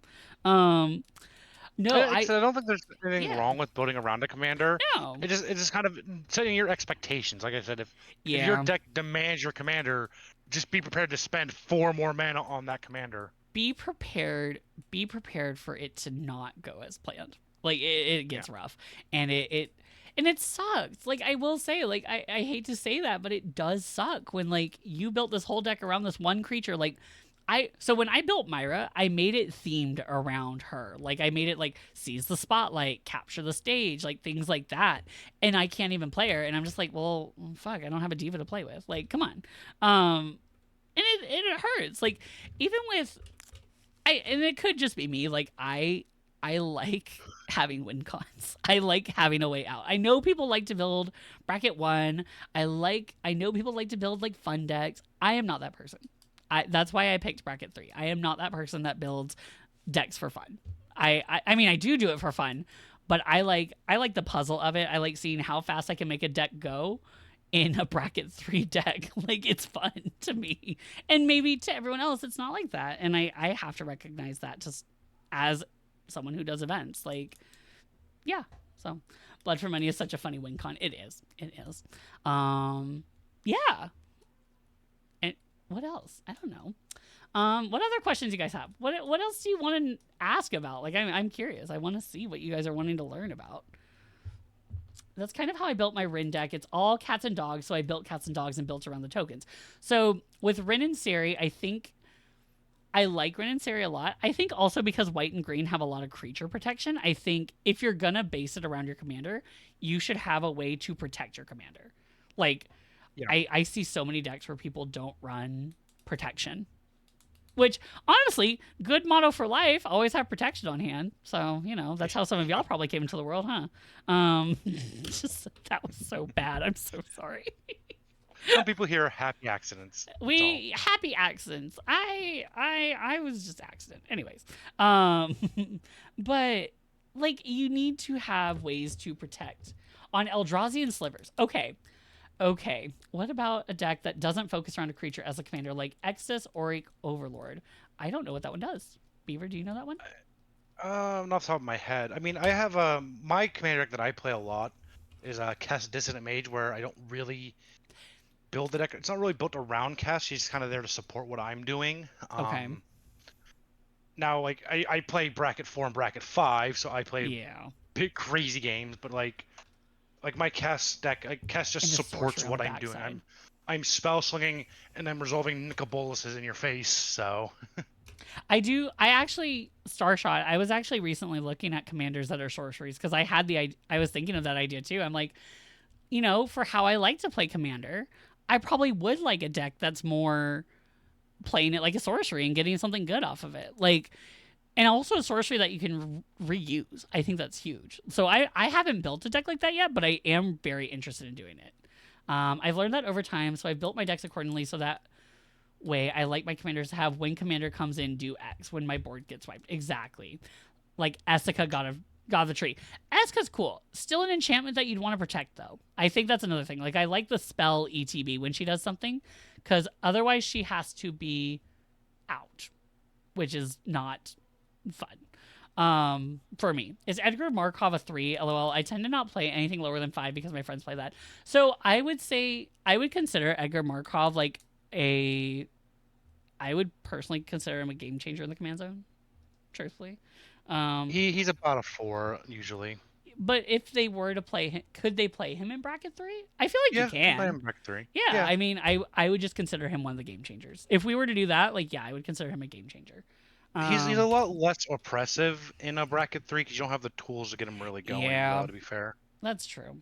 What else? like some commanders are just significantly better with the more tools available to them. Like Kestis and Mage gets dumb when you add more game changers because then you're tutoring out of the graveyard and tutoring here and tutoring there and casting Cyclonic Rift for like the 8th time in the game. Yeah. Oh wait, this is actually a really good question from Aya. So I've actually been trying to get Aya into Magic for a while. So the fact that she's like asking, I'm like, hell yeah, let's fucking go. Okay, as someone who has never touched Magic the Gathering but want to get into it, what's the easiest deck to transition with? I come out Commander, Cardfight Vanguard, Aquaforce deck. So for those of you that don't know, Aquaforce is a very fast deck. It's multiple attacks in a turn. It is huge. That focuses on rushing the opponent with multi-attack combos. What commander would be closest to that playstyle if there is? No, like that's actually a good question to ask. I think when looking for specific deck builds, I think in Magic and other card games, it can look very different. So how yours is, it's very rush heavy. It's very go, go, go, multiple combats. I would say, will y'all do anything for tier 5 later on down the line? I think I personally do not play commander like like super fast EDH because I like that chill socialness of it. But I mean, later on, I think once we get more diversity in some of our commander meta people, is that like a good way to put it? Our play group, basically, or our whole meta, basically. I would be interested in looking at it. I think right now, I love bracket 3. I really like bracket 3. I think it's not too oppressive. And I think it's a good way to start people in playing. That's one I think is very safe. The issue with bracket 5, as someone who runs bracket 5 decks and bracket 4 decks, particularly bracket 5, they look similar. They look very similar. And like you're looking at a very different experience where the best way I can describe it, bracket 5 is a lot like playing Legacy or Vintage Atomic. Magic. I'm going to say Dragon because I think Dragon in the command zone is pretty rough. I think that's pretty good. And you're staring at a very different experience. Like I like bracket 5. Don't get me wrong. I think bracket 5 is fun when everyone is playing bracket 5. Yeah, but if you're the person playing bracket 3 or bracket 4 in a bracket 5 game, you're not having a good time. On top of that, too, I think what's also good about bracket 3 is that I feel like bracket 3 you can teach it without telling people how to fully run their deck, if that makes sense. Yeah. I think if you're playing bracket 5, at least, sorry, I didn't mean to cut you off though. No, you're good. I think for me with bracket 5 is that you have to run so much fast mana to where you get it your first turn and then you do one to two things and the game's over. Like if you don't play right, like it's done. And I think with bracket 3, I think you can play not loosey-goosey, but you can still play a good amount and have a fun strat that maybe it might not work, but it also might, and you have a good chance. I'm not saying that other formats aren't fun or that other brackets aren't fun. I'm not someone who's been playing Magic that long. I've been playing since Neon Dynasty, Kamigawa. So because I got into it then. But from what I have seen, when I have played against like bracket 5, I get kind of bored. That's just me. I get bored. But to answer your question, I think a deck that would fit Aquaforce, it depends if you want the theming of it or if you want the actual rush, like multiple combat thing. You could very much run a multiple combat thing. The problem is, I think if you're someone newer getting in, I don't think rush is something you want to start with. I would look at more. I mean, to me, well, for Lambros deck that I built him first, I built him Zangief, and there was some combos, but it was mostly get your multiple combats out and swing. He had a hard time. until I built like the Progenitor Ooze. He did okay with Progenitor Ooze, but now he's building like Amy Rose, and that's a bit more his speed. So I think with One. go ahead. I was gonna say, I was say I'm go. gonna go cry in the corner. What are we doing? What are we doing? Who's going first? I'll go. I'll go. Go ahead. Go ahead. One thing I would recommend is, Not and yet, this is Foxy. a thing, Not yet, Foxy. is the whole thing about one thing about Magic that I love is the color identities, the color theory. Look into the colors. Like each color by itself has a philosophy, and that every color pair and color triple color has a philosophical viewpoint and concept and ideas. Yeah. And then find colors that speak to you, and then play towards those colors. Or just pick a You know what I'm commander that's saying? pretty. That's what I do. If you have That's what I do a lot. I pick commanders that are pretty. but when you're new, like if there's a card that speaks to you, that's like, oh, I want to build this, do it. Go ahead and do it. Doesn't matter if it's good or bad, just do it. Like I really like Vixbit. I like Vixbit, the generous host. Like he's dumb and he's kind of slow for a mono blue commander, but he's cool. And so I started building things around him. That blue means nuh-uh. I do the same, Marlon. Yeah, exactly. Yeah, if you ever, you know where I live. You can just like we can if you need help building something, I can always help build you something digitally. Blue does feel mean. I can understand blue feeling mean. However, there are technically counterspells in other colors. I am going to say that. There are technically counterspells in other colors. There are. Stalking me? Whatever. I'm fine with that. Oh my god, white blue is a good starter deck. Yeah. Well, also, I think Azorius is really good for new players too, because I think you can go in so many different directions with it. Like, I have a Brago deck and a Tails deck that play completely differently. Like, I have artifacts, and I'm really big into artifacts with my Tails deck, but my Brago deck is much more into the like blinking and doing more blinky things, blinkety blink blink. There you go. And blue and white sure each other's weaknesses pretty good too, to be fair. And wanted to build her because she's so pretty, but holy, that card description, nerdy. Yeah, of course, yeah. Simic's really fun too if you want some ramp. White, black, not blue. Should have been more specific. Oh, white, black. Oh, okay. I have actually never built an Orzhov deck. I was thinking white, blue. My bad. Black, blue's Dimir. Okay, Dimir. I like Dimir. I think Dimir's fun. It takes a minute though, I will say, but it can be consistent. Yeah, I mean, like I said, that's why I think color theory is important, because like if you know the colors, you know their strengths and weaknesses, and then when you're playing them, you can also kind of like shore them up and like, oh, this color's bad at this color's good at this, so I want to like use these cards to fix this color's weakness and vice versa and all that. Yeah. Also, Shadow, I think you're a little biased because you're a mono white player, but I do think mono white can be good. Honestly, Green Stomp is also just really fun to start with. Simic's also fun too. I think my rule of thumb, if you're just starting out and you want to find a commander, look for a commander that has a one sentence effect. Like one sentence.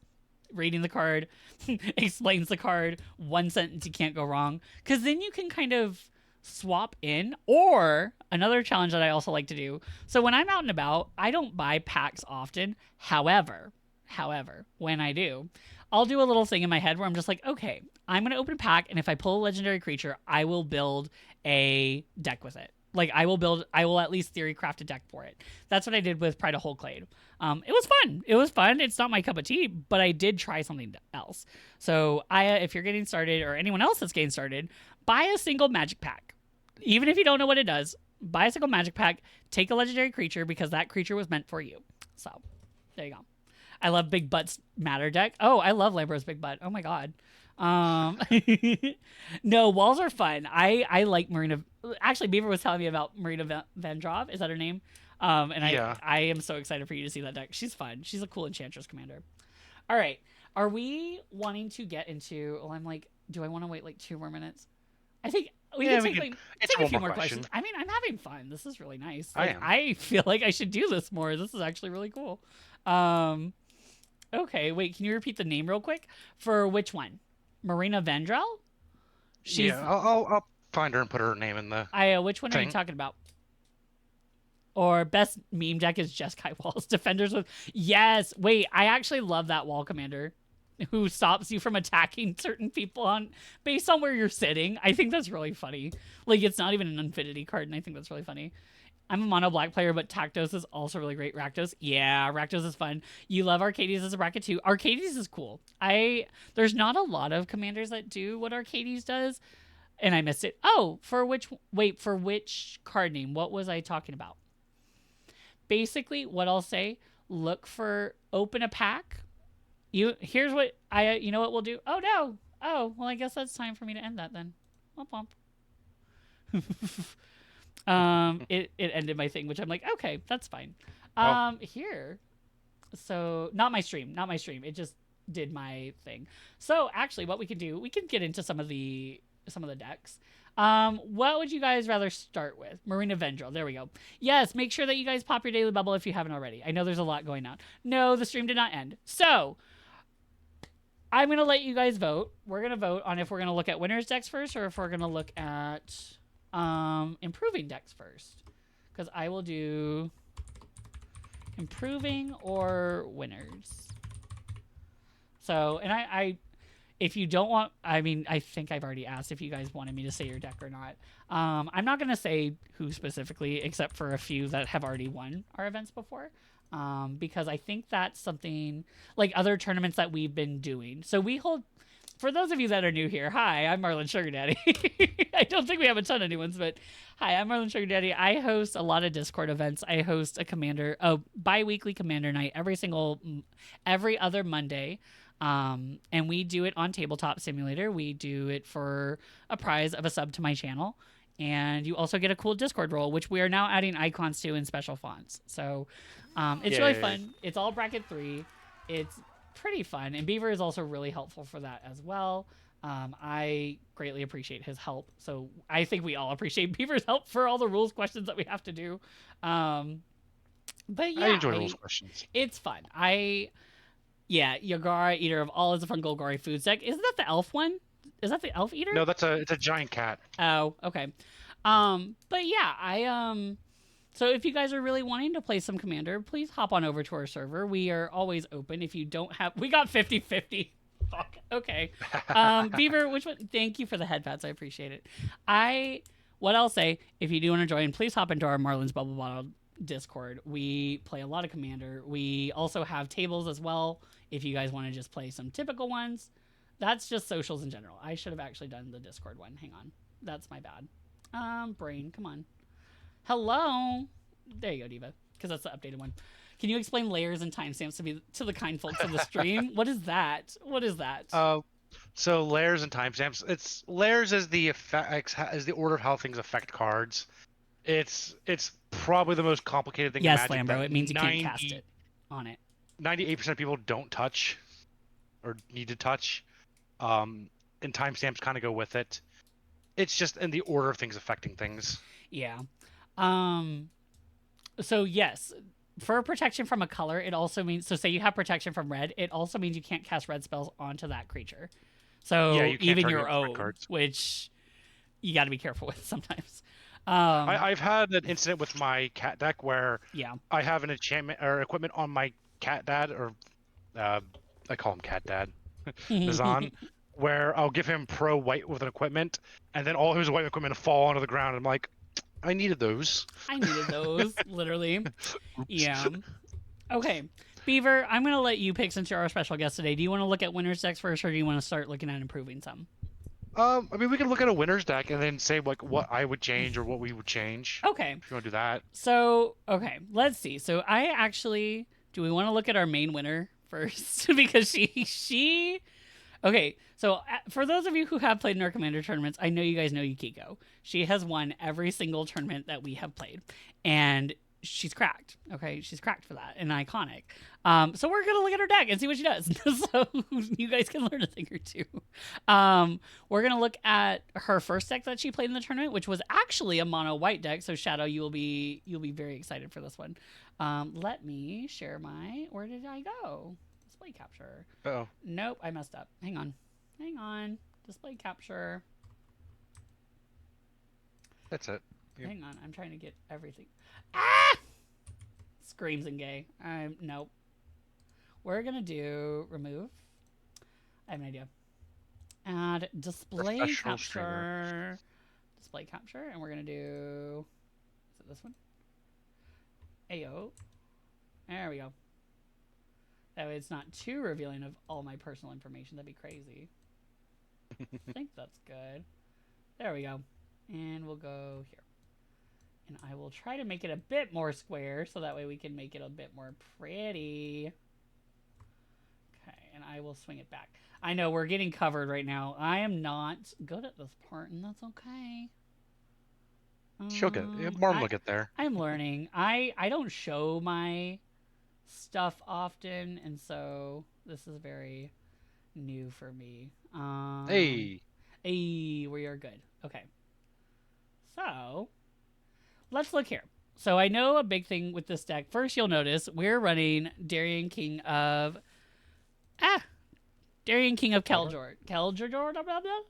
Did I do it right? Nope, that is not looking good. Oh my diva, what the fuck?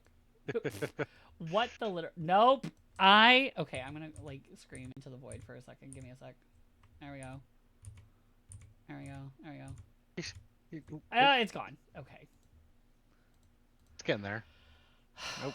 Okay, diva. It's fine. It's fine. We're trying so hard. Primary monitor. We're learning. We're learning. Okay. The first and last time I ever show my computer screen as I do this. Okay. There we go. Okay, it still kind of fills the whole thing. Perfect. Yeah. Okay. So, Darien King of Keldor. So what he does, he is a 4 white. So that's already a 6 cost commander.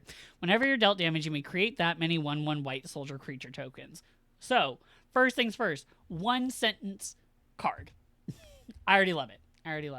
But that's, when you see that, my main thing that I think of is, okay, I want to deal damage to myself. To show more of the deck list, I can totally do that. Thank you, Lambro. Let's make us collab. It's a little smaller. There you go, guys. There we go. Now we're all cute and tiny. Okay. So, is that better? Is that better for you guys? Does it look okay? I'm usually busy Mondays, but I've definitely got to hop into the Discord. Yes, please do. Oh my gosh. My fins, it helps me. Thank you for the professional streamer. Shut up, Lambro. I'm trying here, okay? Yeah, we are doing, our Commander Nights are on 5 p.m. PST. I know we're having some people that are having trouble getting there on time. So I'm debating moving it to like our typical movie night at 7 p.m., which could be kind of nice.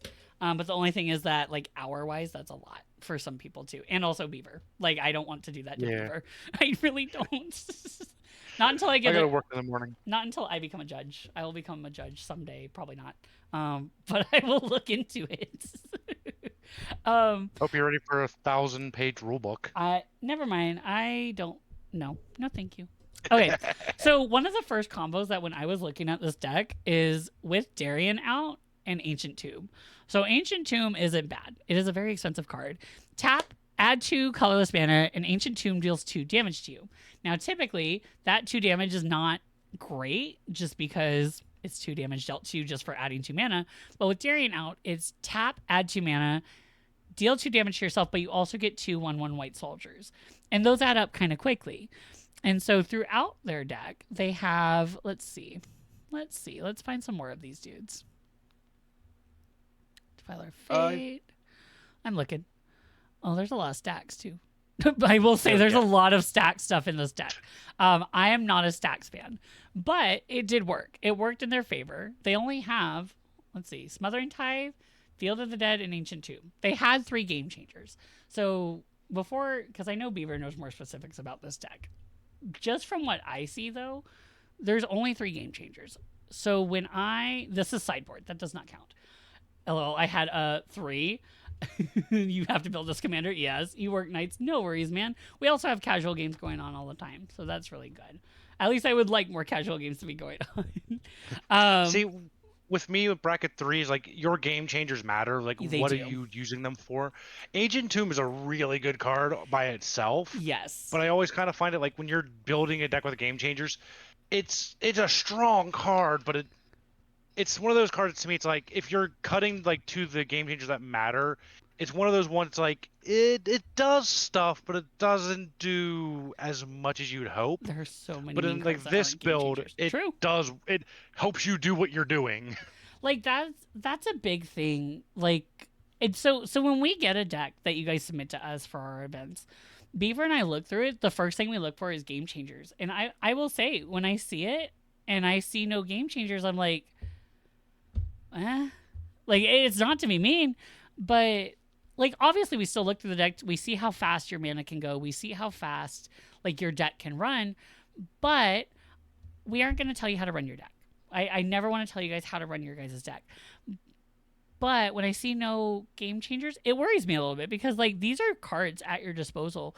That's why I also don't want to play bracket 2, like bracket 1, bracket 2. It limits your game changers. It limits what you can do.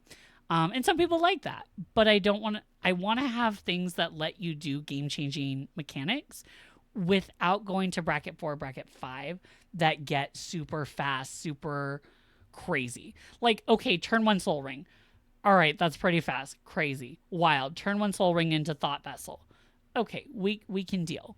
But we're not going Soul Ring, Thought Vessel, Mox, Opal, like things like that. We're not going into like 10 mana turn 1. Yeah, you'd be surprised how often a bracket 5 game that you just have 6 mana Yeah, untapping into turn 2. with 1 game And it's like, changer CS rates. Fair. Like, I think so. When I think of this, and I don't obviously build decks how you guys want to. I will never tell you to do something differently. When I hear we have game changers, like we have game changers available, my first thought is I want to go to that limit. Like I want to use them.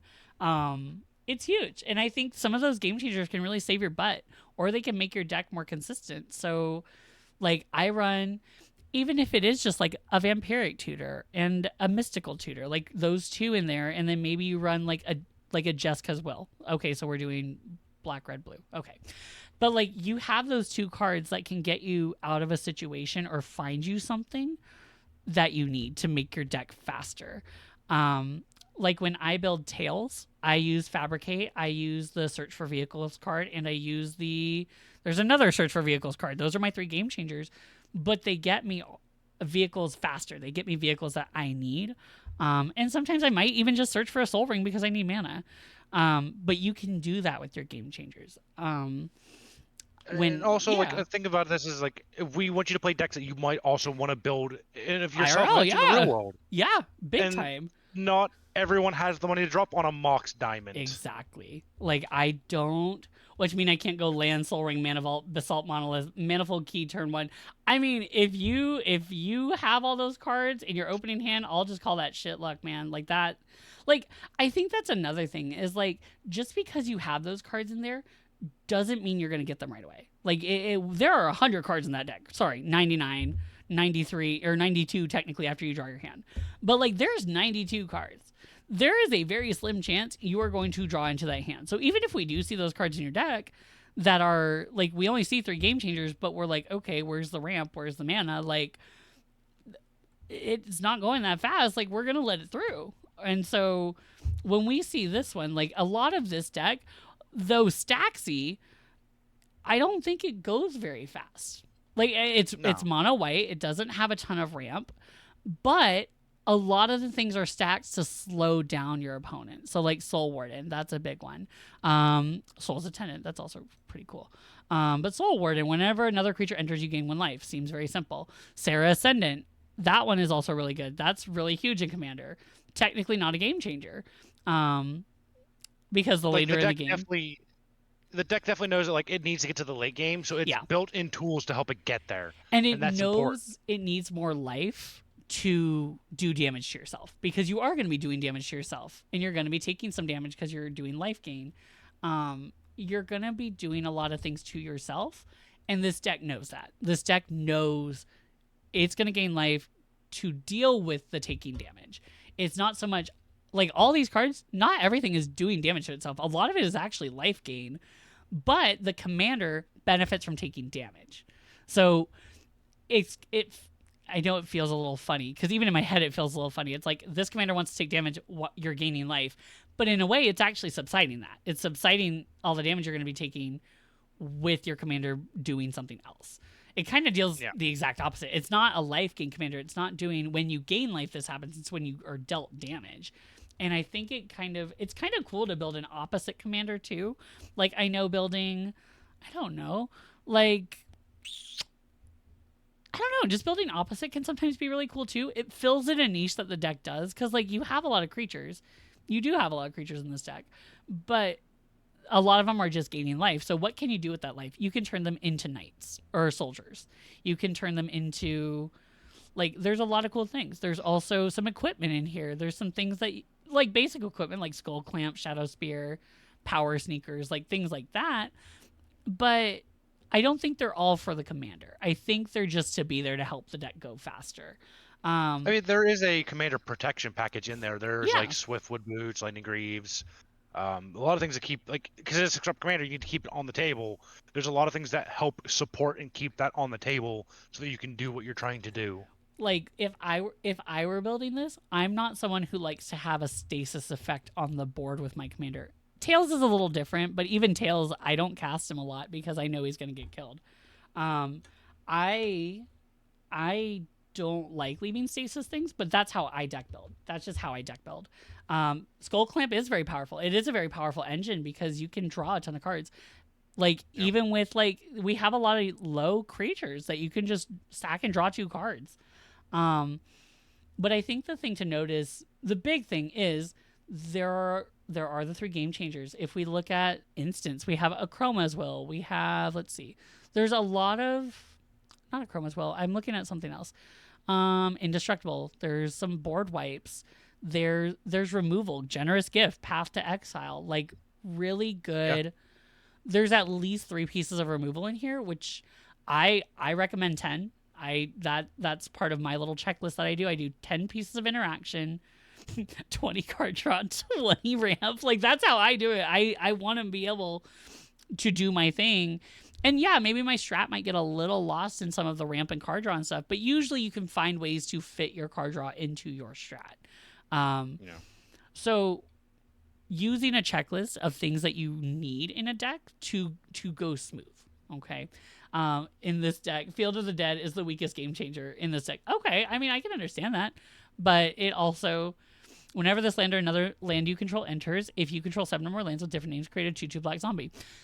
Yeah, it might not be the hugest thing in the world, but at the same time, it does also create zombies. It creates tokens. It's a token generation deck without fully focusing on tokens. Like, that's another thing. It's like, I mean, at the end of the day, like, if you end up drawing lands, they're not dead cards. they're not dead cards. They're giving you creatures on the board, which it does seem complicated. Here, I'll actually pull up one of mine. Let me do that real quick. I don't build complicated. I try not to. I'll say that. I try not to build complicated. So, actually, let me grab my... But that's one thing to look at. I'm going to grab my... I mean, if anything, I'd probably be looking at with this deck, like, if I was building it, I'd be looking at some of the Phyrexian mana cards that cost a life to cast. Yeah. And thinking about using them as a bit of a supplement. I'd have to look through them all and be like, okay, is this one worth it or not? But that's kind of where my brain would be going at that point. Yeah. So this is my Sithis deck. Sithis, for those of you that don't know, here's what the Sithis does. Whenever you cast an enchantment spell, you gain a life and draw a card.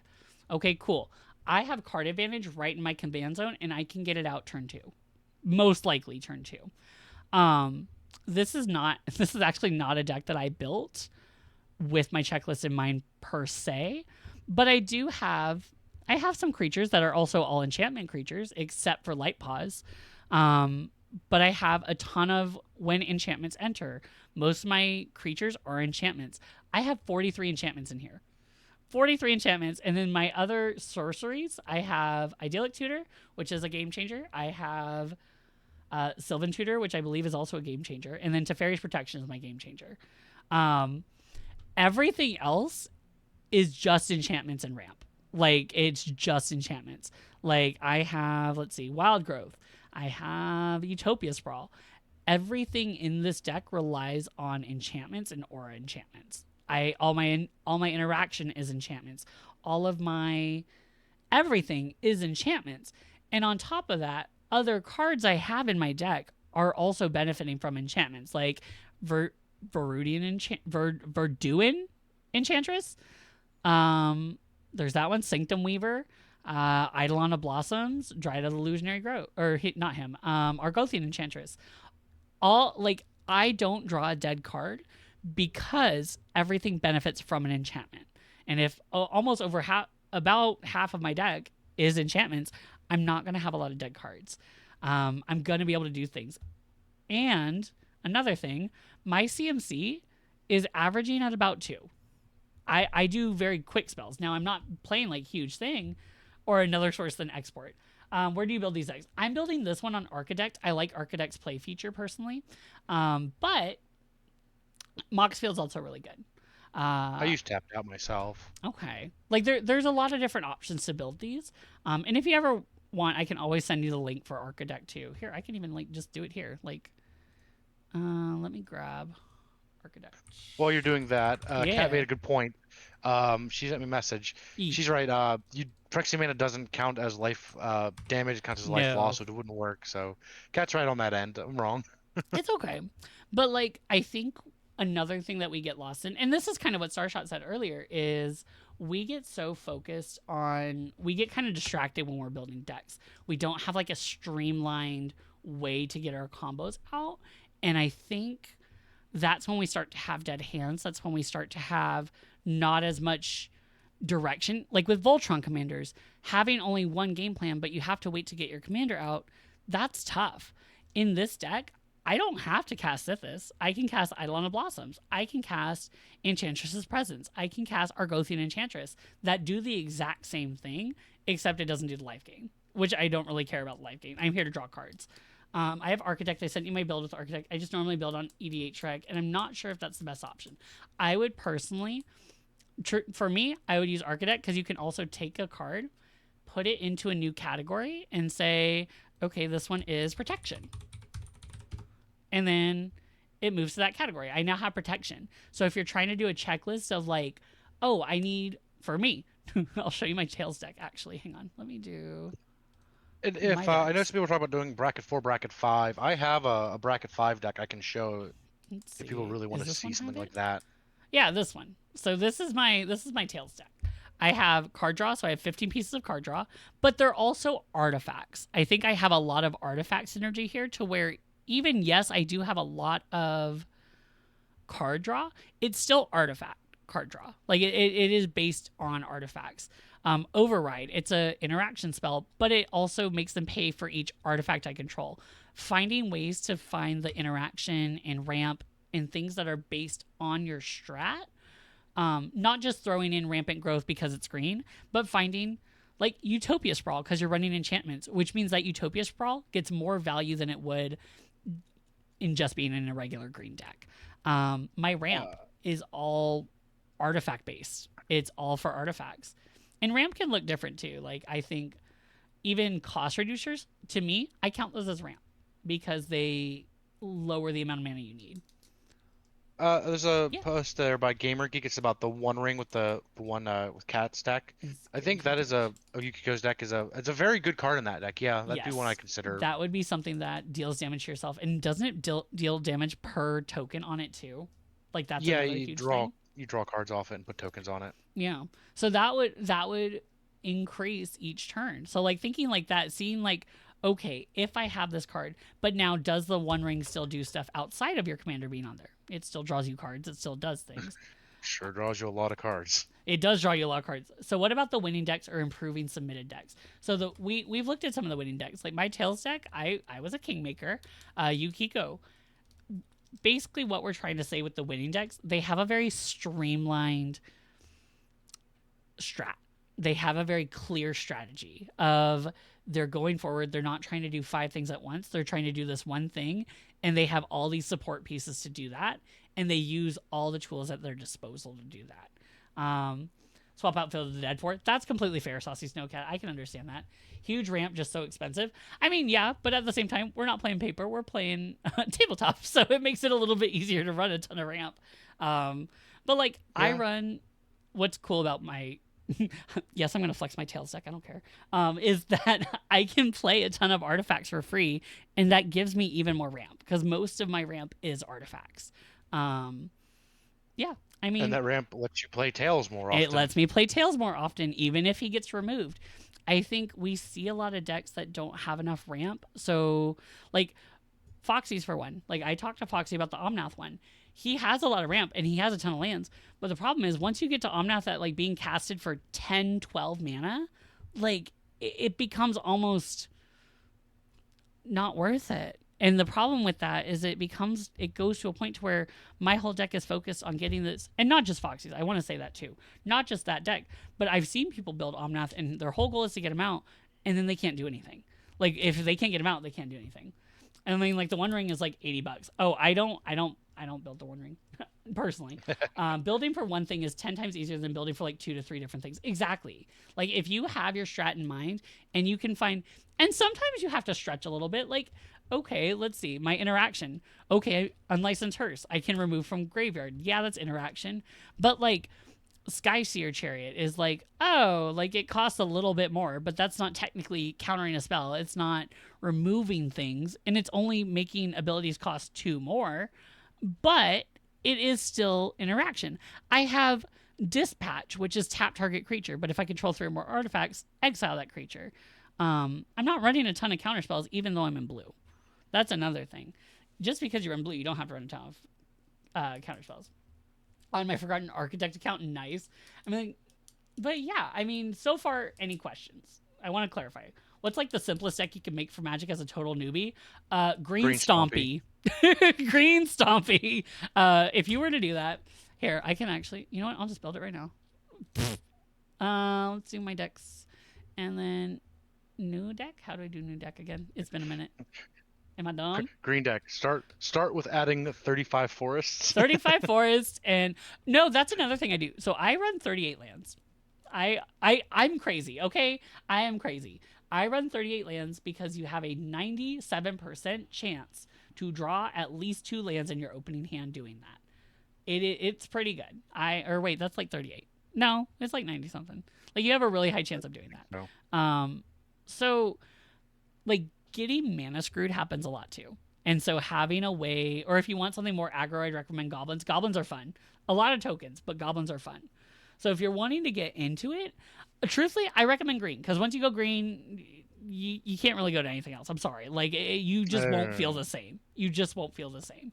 But like, I have an Amy deck right here that I'm building. Because I wanted to do it for Lambro. I like being the deck building boyfriend. That is what I like to do. But yes, I do have a lot of equipment, and I have equipment that does card draw, but I also have things like, let's see, I have artifact cost reducers. I have a lot of artifact cost reducers because most of the ramp I'm doing is artifacts. I think all equipment is also, or most equipment is artifacts. And so it reduces those as well to where even if Amy gets destroyed, I can still throw down some equipment onto my other creatures and like do some big damage. Like, that's my thing. Leads to less non-games, in my opinion. Exactly. I think hitting 38 is my sweet spot. I think it's really good because you can... What I do, if I pick a color... So if I were to do... How do I do new deck? Right here. So someone pick a commander. I'm just going to show you something simple. Or Beaver, what commander do you want me to pick? For what, Green Stompy? Pick a multicolor one. A multicolor commander. We were talking about Yidris earlier. We can do Yidris. How do you spell that? Yidris? Did I spell that right? Yidris. Yidris? Is that how you spell it? Yidris. Yidris. Maelstrom Wanderer or whatever? That's it. Yep. Okay, great deck. Cool. Okay, what colors am I working with? Blue, black, red, green. Okay, forest. Mountain. No white. No white. Wow. Sorry. Swamp and island. Okay. I know a lot of people, like when you're building decks, you want to add so many things and then you'll start taking out basics or just random lands. I make this my hard rule is I make it so that that's 38. So let's see, 38 divided by 4. That's like 9 each and then get rid of 2. So 1, 2, 3, 4, 5, 6, 7, 8, 9. I mean, I'd probably do 40 anyway, just because like you are 4 colors at this point. That's true, but I do 38 just to make it easy. But I'll probably increase the green because I know with green I'm gonna want to have green early on as well for my ramp. But so let's do 11 green.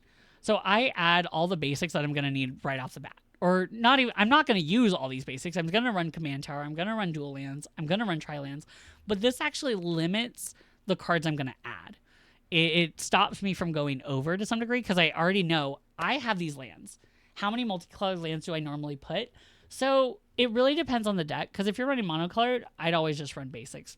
Truthfully, I would just run basics. They tap for the color you need. They do what those aren't snow covered. I'm sorry, I don't really run snow covered lands. I don't know why do people run snow covered lands. It has to do with like certain interactions with like what is it called? The one exile land tap for mana, but some people just Oh. prefer them, and there's some cards that interact with snow stuff better. I like Yeah, planar extra planar lens. lens. That Planar lens was huge. Like I feel like more people should have run it in our monocolored thing. I love that card. It's really fun. Some cards care. That's fair. I can understand that. But no, to this answer is the question on multicolored lands, though, it really depends on how many colors you're adding. Like once you hit yeah. 3 or 4, you're like if I'm in 3 colors, I basically have 1 of each basic, Yeah. or 2 of each basic, where like I might have 1 snow covered, 1 non-snow covered, Oh yeah. and that's about it. At 2 color, I would say you probably want about half of them If at you're running non-basic. wait, atomic flurry, you're running five colors. So if you're If running you're running five 5 colors, colors, run gates. Run gates. I yeah, love if you're gates. cheap. Gates are cheap. They're a cheap Wooburg mana source. They have a built-in win condition, and there's a lot of cards that search for gates. And now they have gone gates, so they enter untapped, and it's kind of cracked. I love it. I run gates. I love them so much. I will say you want to have basics in your deck regardless. Yes. I think it's a Yes. mistake people make where they don't run any basics, That's and nuts. then you're one blood moon away from losing the game. That and also Or like you Path can't of use things like Exile. rampant growth. You can't use like searching things like Sky Shroud Claim. You can't. I mean, you can use Sky Shroud Claim. It searches for forests, but like things that search for basic lands that are actually kind of important, like Burnish Hearts in certain artifact decks, Solemn Simulacrum. Like there's a lot of cards that search for basics that I think get overlooked just because it's a basic. But you can actually fix your mana base that way, and I think. I personally like a good amount of basics because I think it's kind of fun.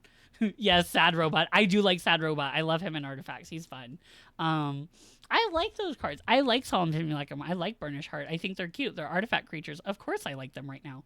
Um, They're very good in a normal game of Commander too. yeah, Don't especially doubt like them. bracket 3. Yeah, Sad Robot is Solemn Simulacrum. That's this card. Hang on, Solemn Simulacrum.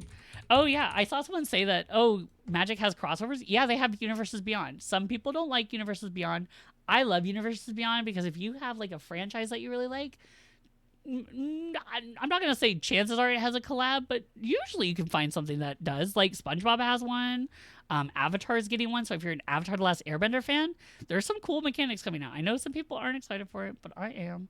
I'm not looking at your partner, Beaver. Anyways, I'm not looking at nobody. But like Assassin's Creed did one. We had one with I think Laura Croft got a card, right? I will say Didn't this. she? Don't let anyone else dissuade you from playing what you want to play. Magic is Exactly. a game Yeah, of Laura Croft has a damn expression. card. Yeah. So if you like Dead by If you Daylight, wanna- Laura Croft is a commander. I'm surprised they didn't do a Dead by Daylight collab, honestly. That I maybe not yet. Soon though. Toph is good too. Yeah. Yeah, she's huge. But like there's a lot of don't and also you don't have to take all of our advice here, like being like, oh, these two randos on the internet. Like, yeah, we're randos on the internet. But I mostly wanted to do this because I wanted to kind of show how at least how I build decks, because I know I'm the one sharing screen. But like I like showing how I do it because I think it can help. I'm a former teacher. Of course I want to show people how I do things and teach them how to do things. Like it's fun to me. I'm taking the advice. I'm so glad. And you don't have to. They should have done a DVD crossover for Dustborn. They really should, but I love the haunted house. I think it's so cool. Well, let me jump on that real quick because like Yeah. I was like they got Vecna for DBD, right? Yeah. That's Wizards.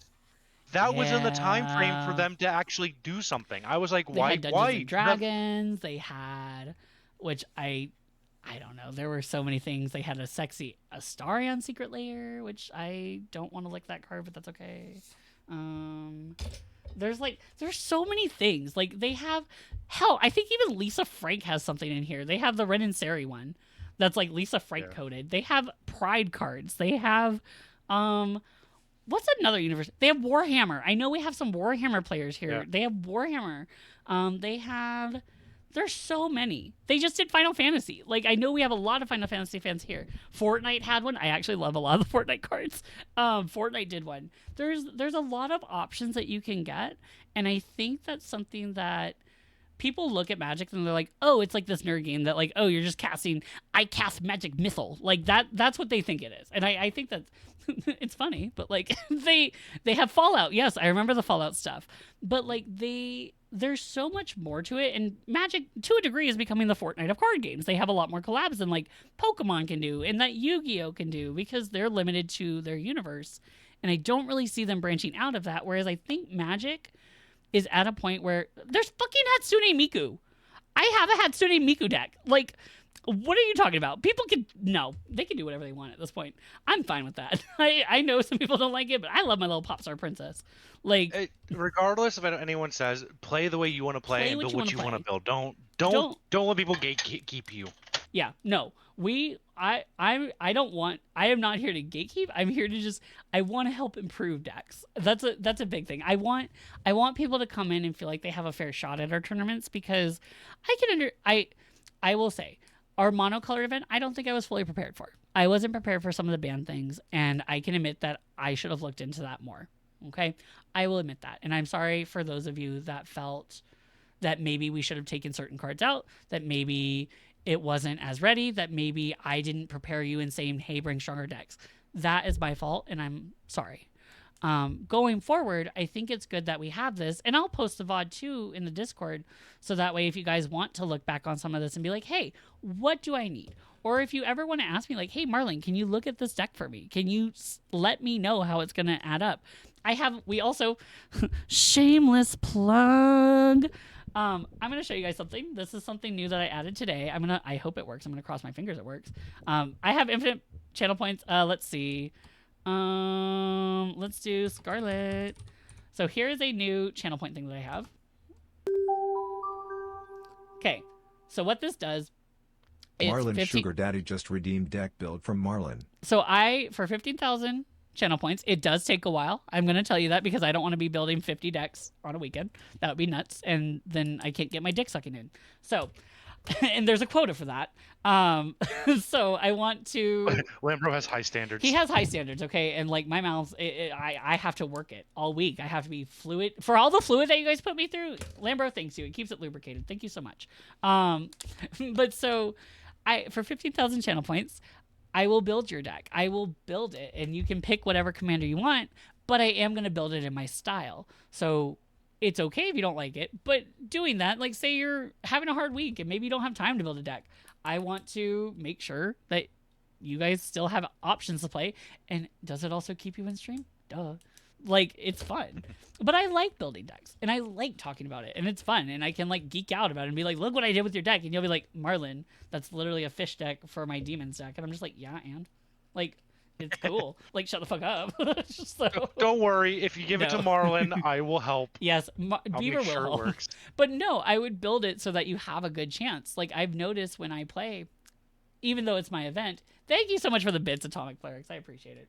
But even when I play, I tend to be that person, and it's happened in some of the final rounds too, where I have a lot of control over the game because my deck goes fast. And sometimes I feel bad about it. Like, I'm like, damn, I tried really hard. I'm sorry. Like, and not that anyone did. It's just more of like, my deck went a little too fast. I'm sorry. So I want to help you guys with that. So if you ever have questions or want some help building a deck or don't know where to start, first, start with the basics. That's what I'm going to say. Start with the basic lands, please, because if I don't see basics, I ain't going to help. But, like, let me know what you're trying to do.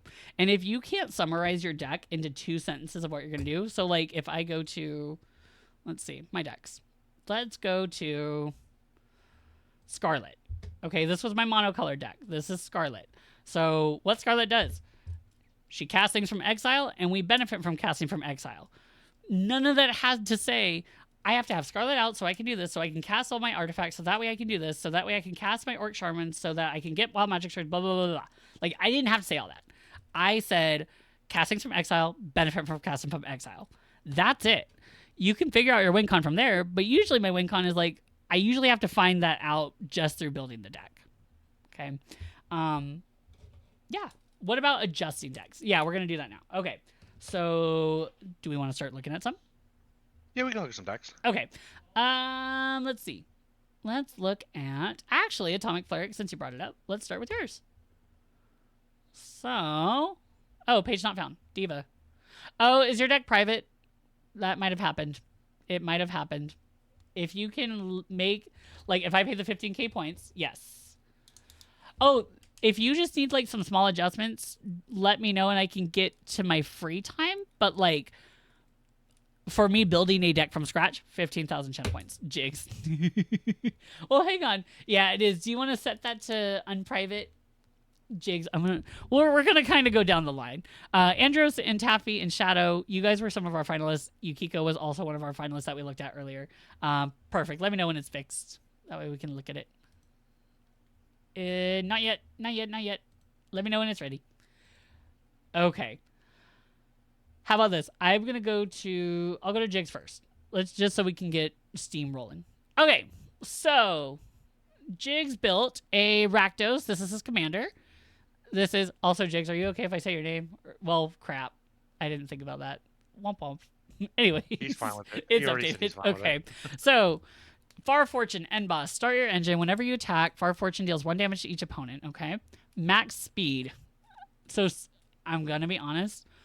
The speed mechanic, I don't love. And I'm not just trying to be mean to your commander.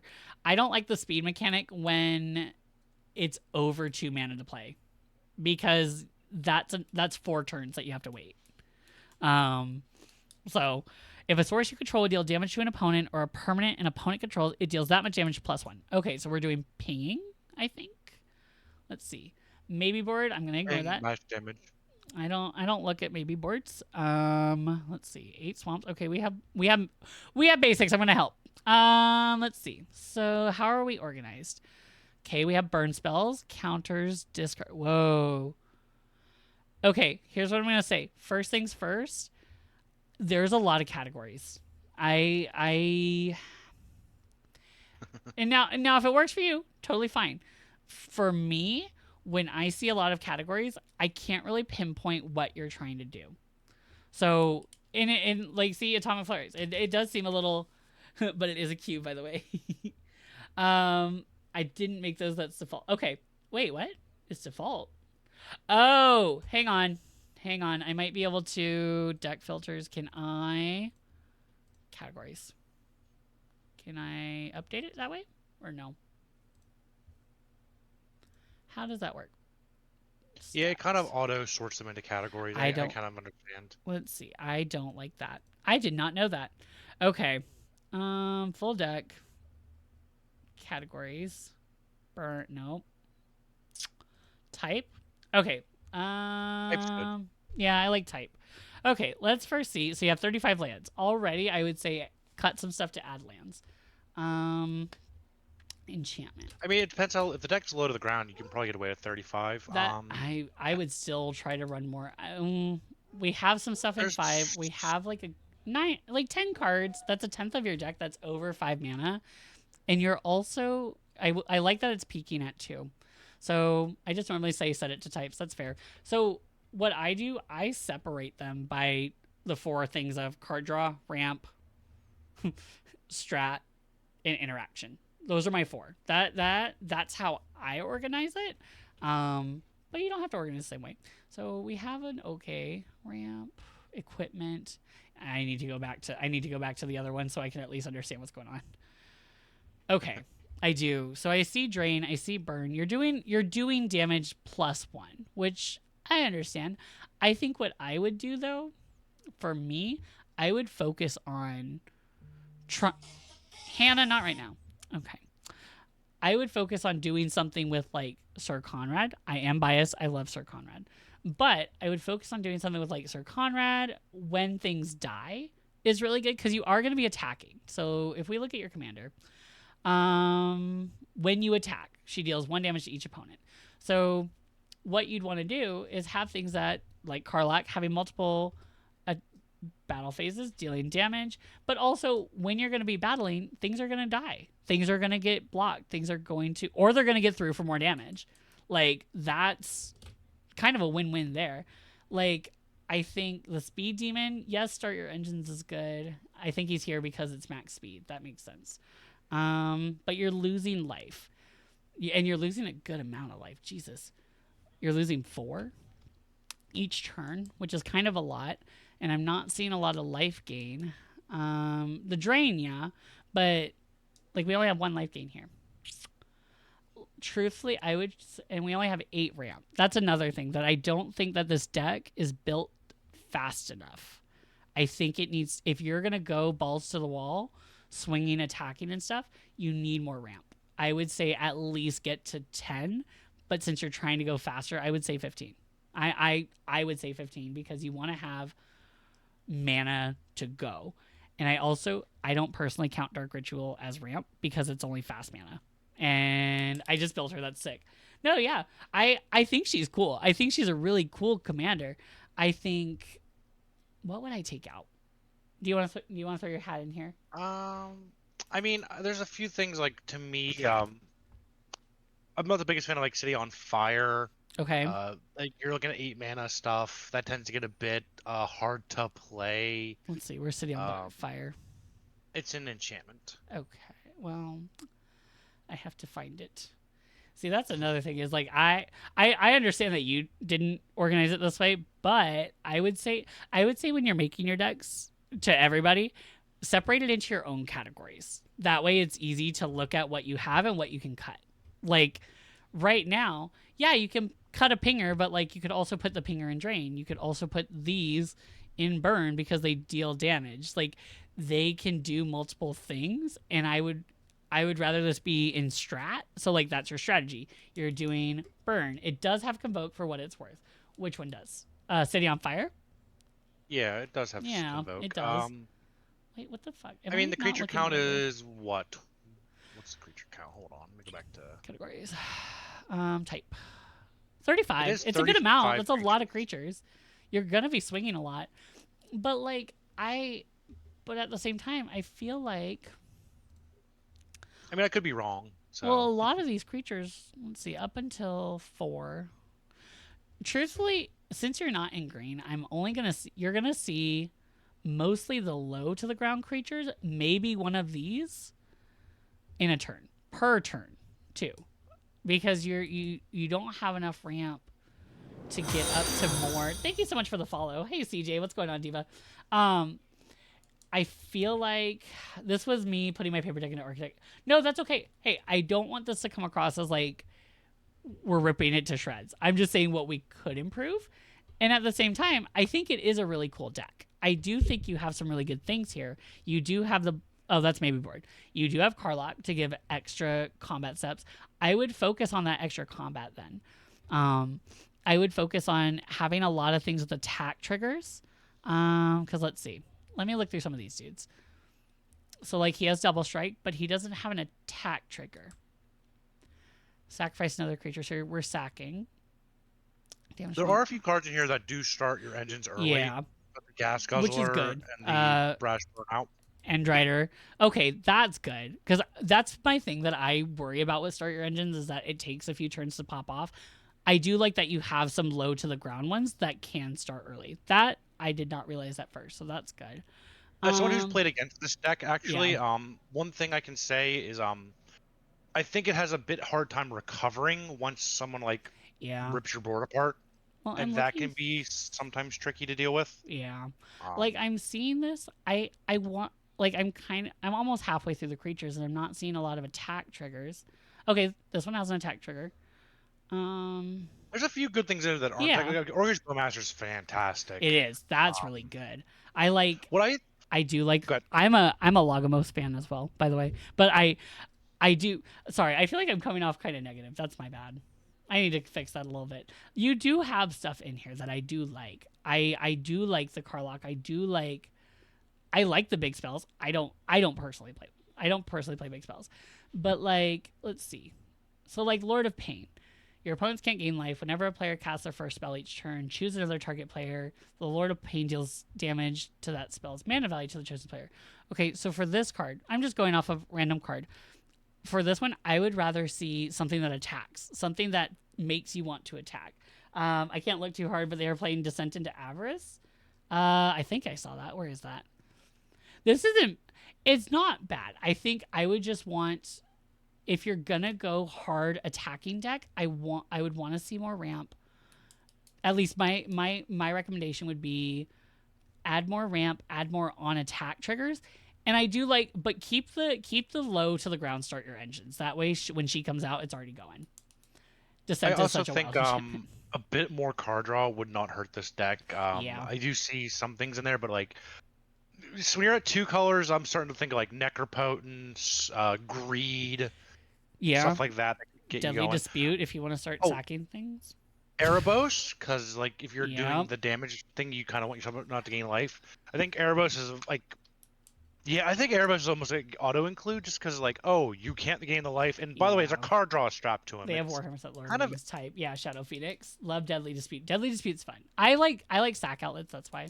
But like on top of that, like I'd like to see no, I think I don't know about Dark Ritual personally, but that's just because I would personally rather see something that stays on the board. Dark Ritual is so strong. It is strong. I like consistent ramp, not one turn, but that's how I play though, which is completely different. I think so. They draw an additional card. It deals 1 damage to that player.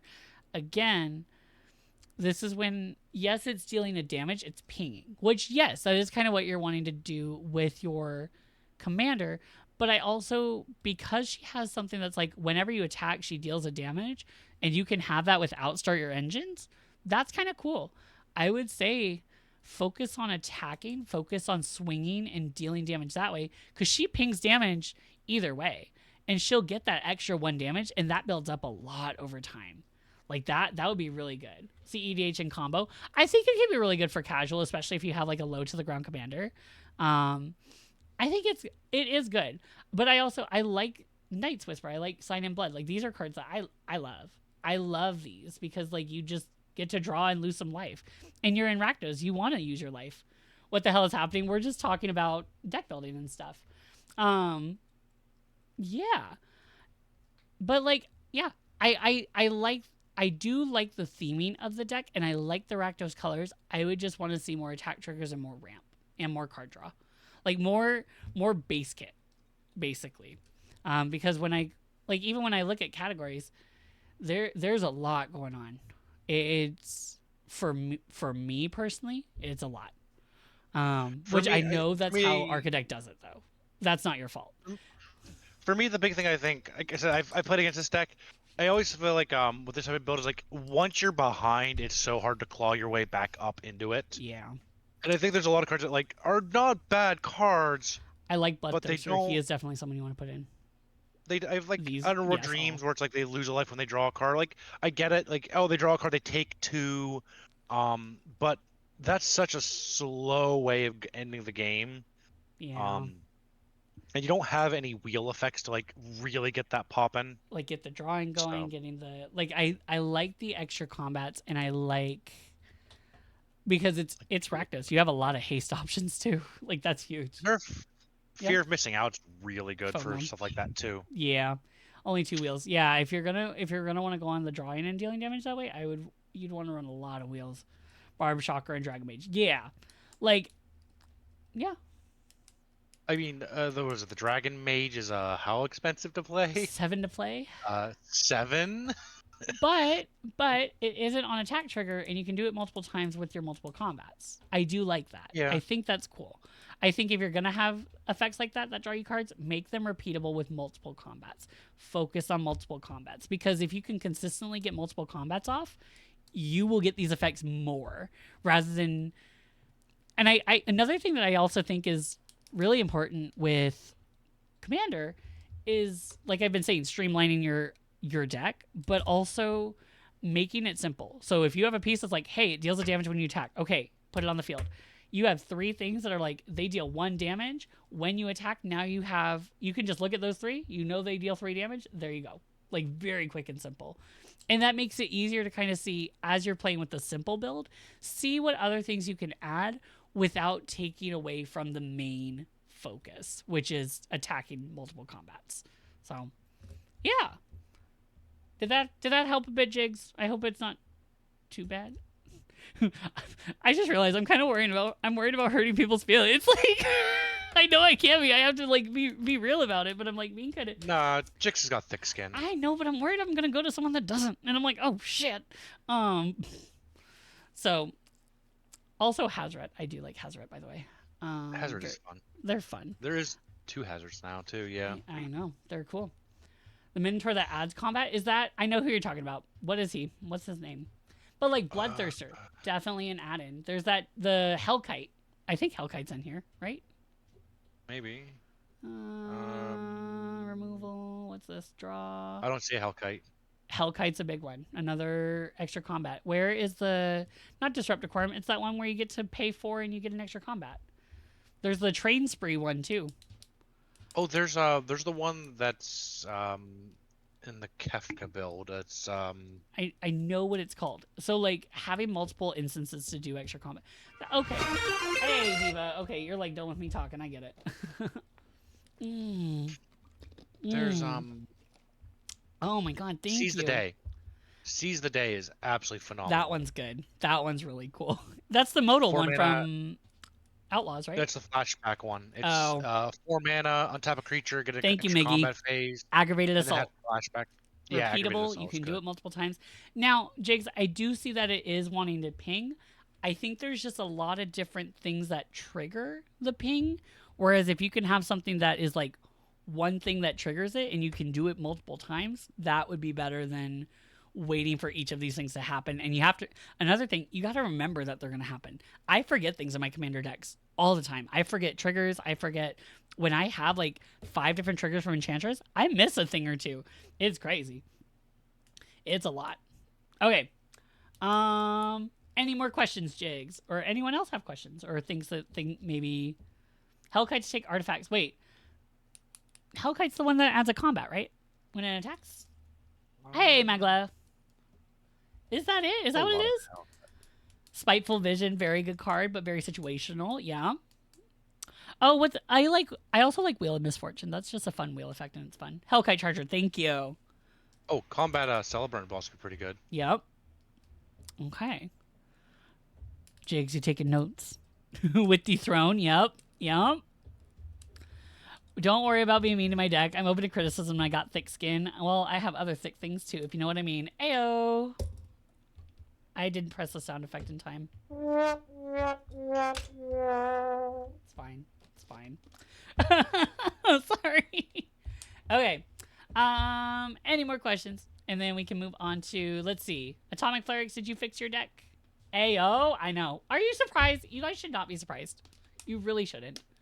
Yep, it's fixed. Mm-hmm. All right, we are gonna move on. Thank you, Miggy. Beaver, drink your Mountain Dew so I'm not alone, please. All right. Thank you. All right, let's go. Atomic Clerics. Miggy, that was. Thank you very much, Jake, for showing us. Thank you for the follow, Diva. No, it can't at this point. It really is. It really is. Thank you very much, Jigs. I appreciate it. Atomic Clerics. Let's check this out. Okay, Bristly Bill, mono green, my favorite. Oh my god.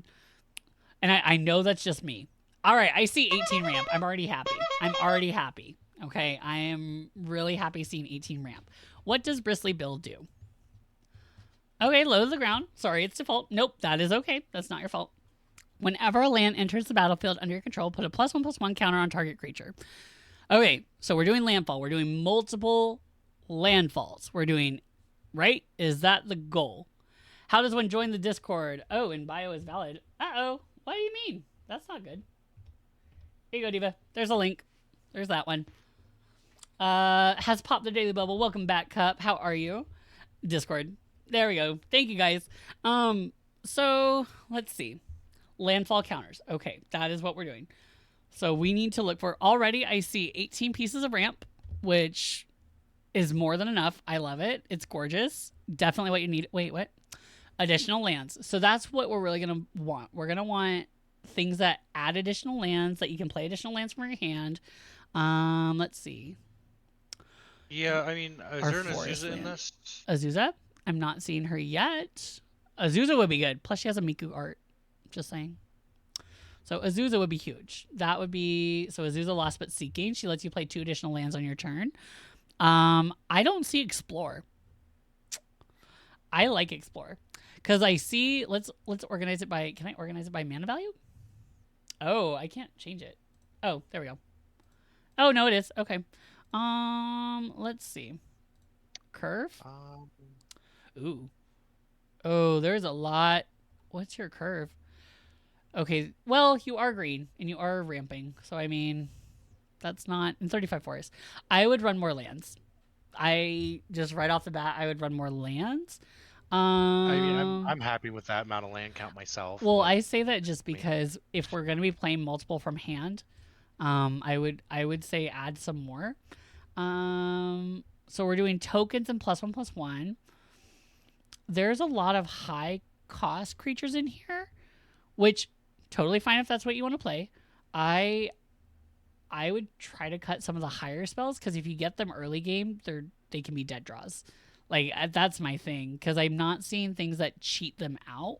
So you're going to be paying them like raw dogging, like full blown raw mana pumping it out, like, which it's good. That's fine if you can. I mean, that's fine. It's just there's some high CMC things that I would cut,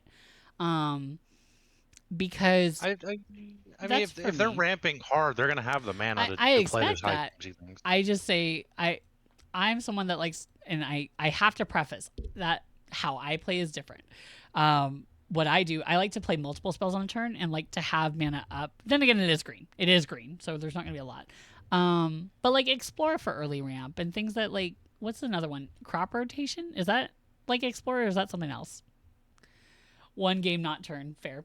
What is the site? The organization of the cards looks super freaking useful. Oh, this is Architect. Here, Diva. Let me use Architect. It is absolutely wonderful. Hang on, I'm just going to type in Architect. There you go. Thank you. Is a game changer. Okay, is sack a land to search for any? That's my bad. I didn't realize that. What was I thinking of then? No, let's see.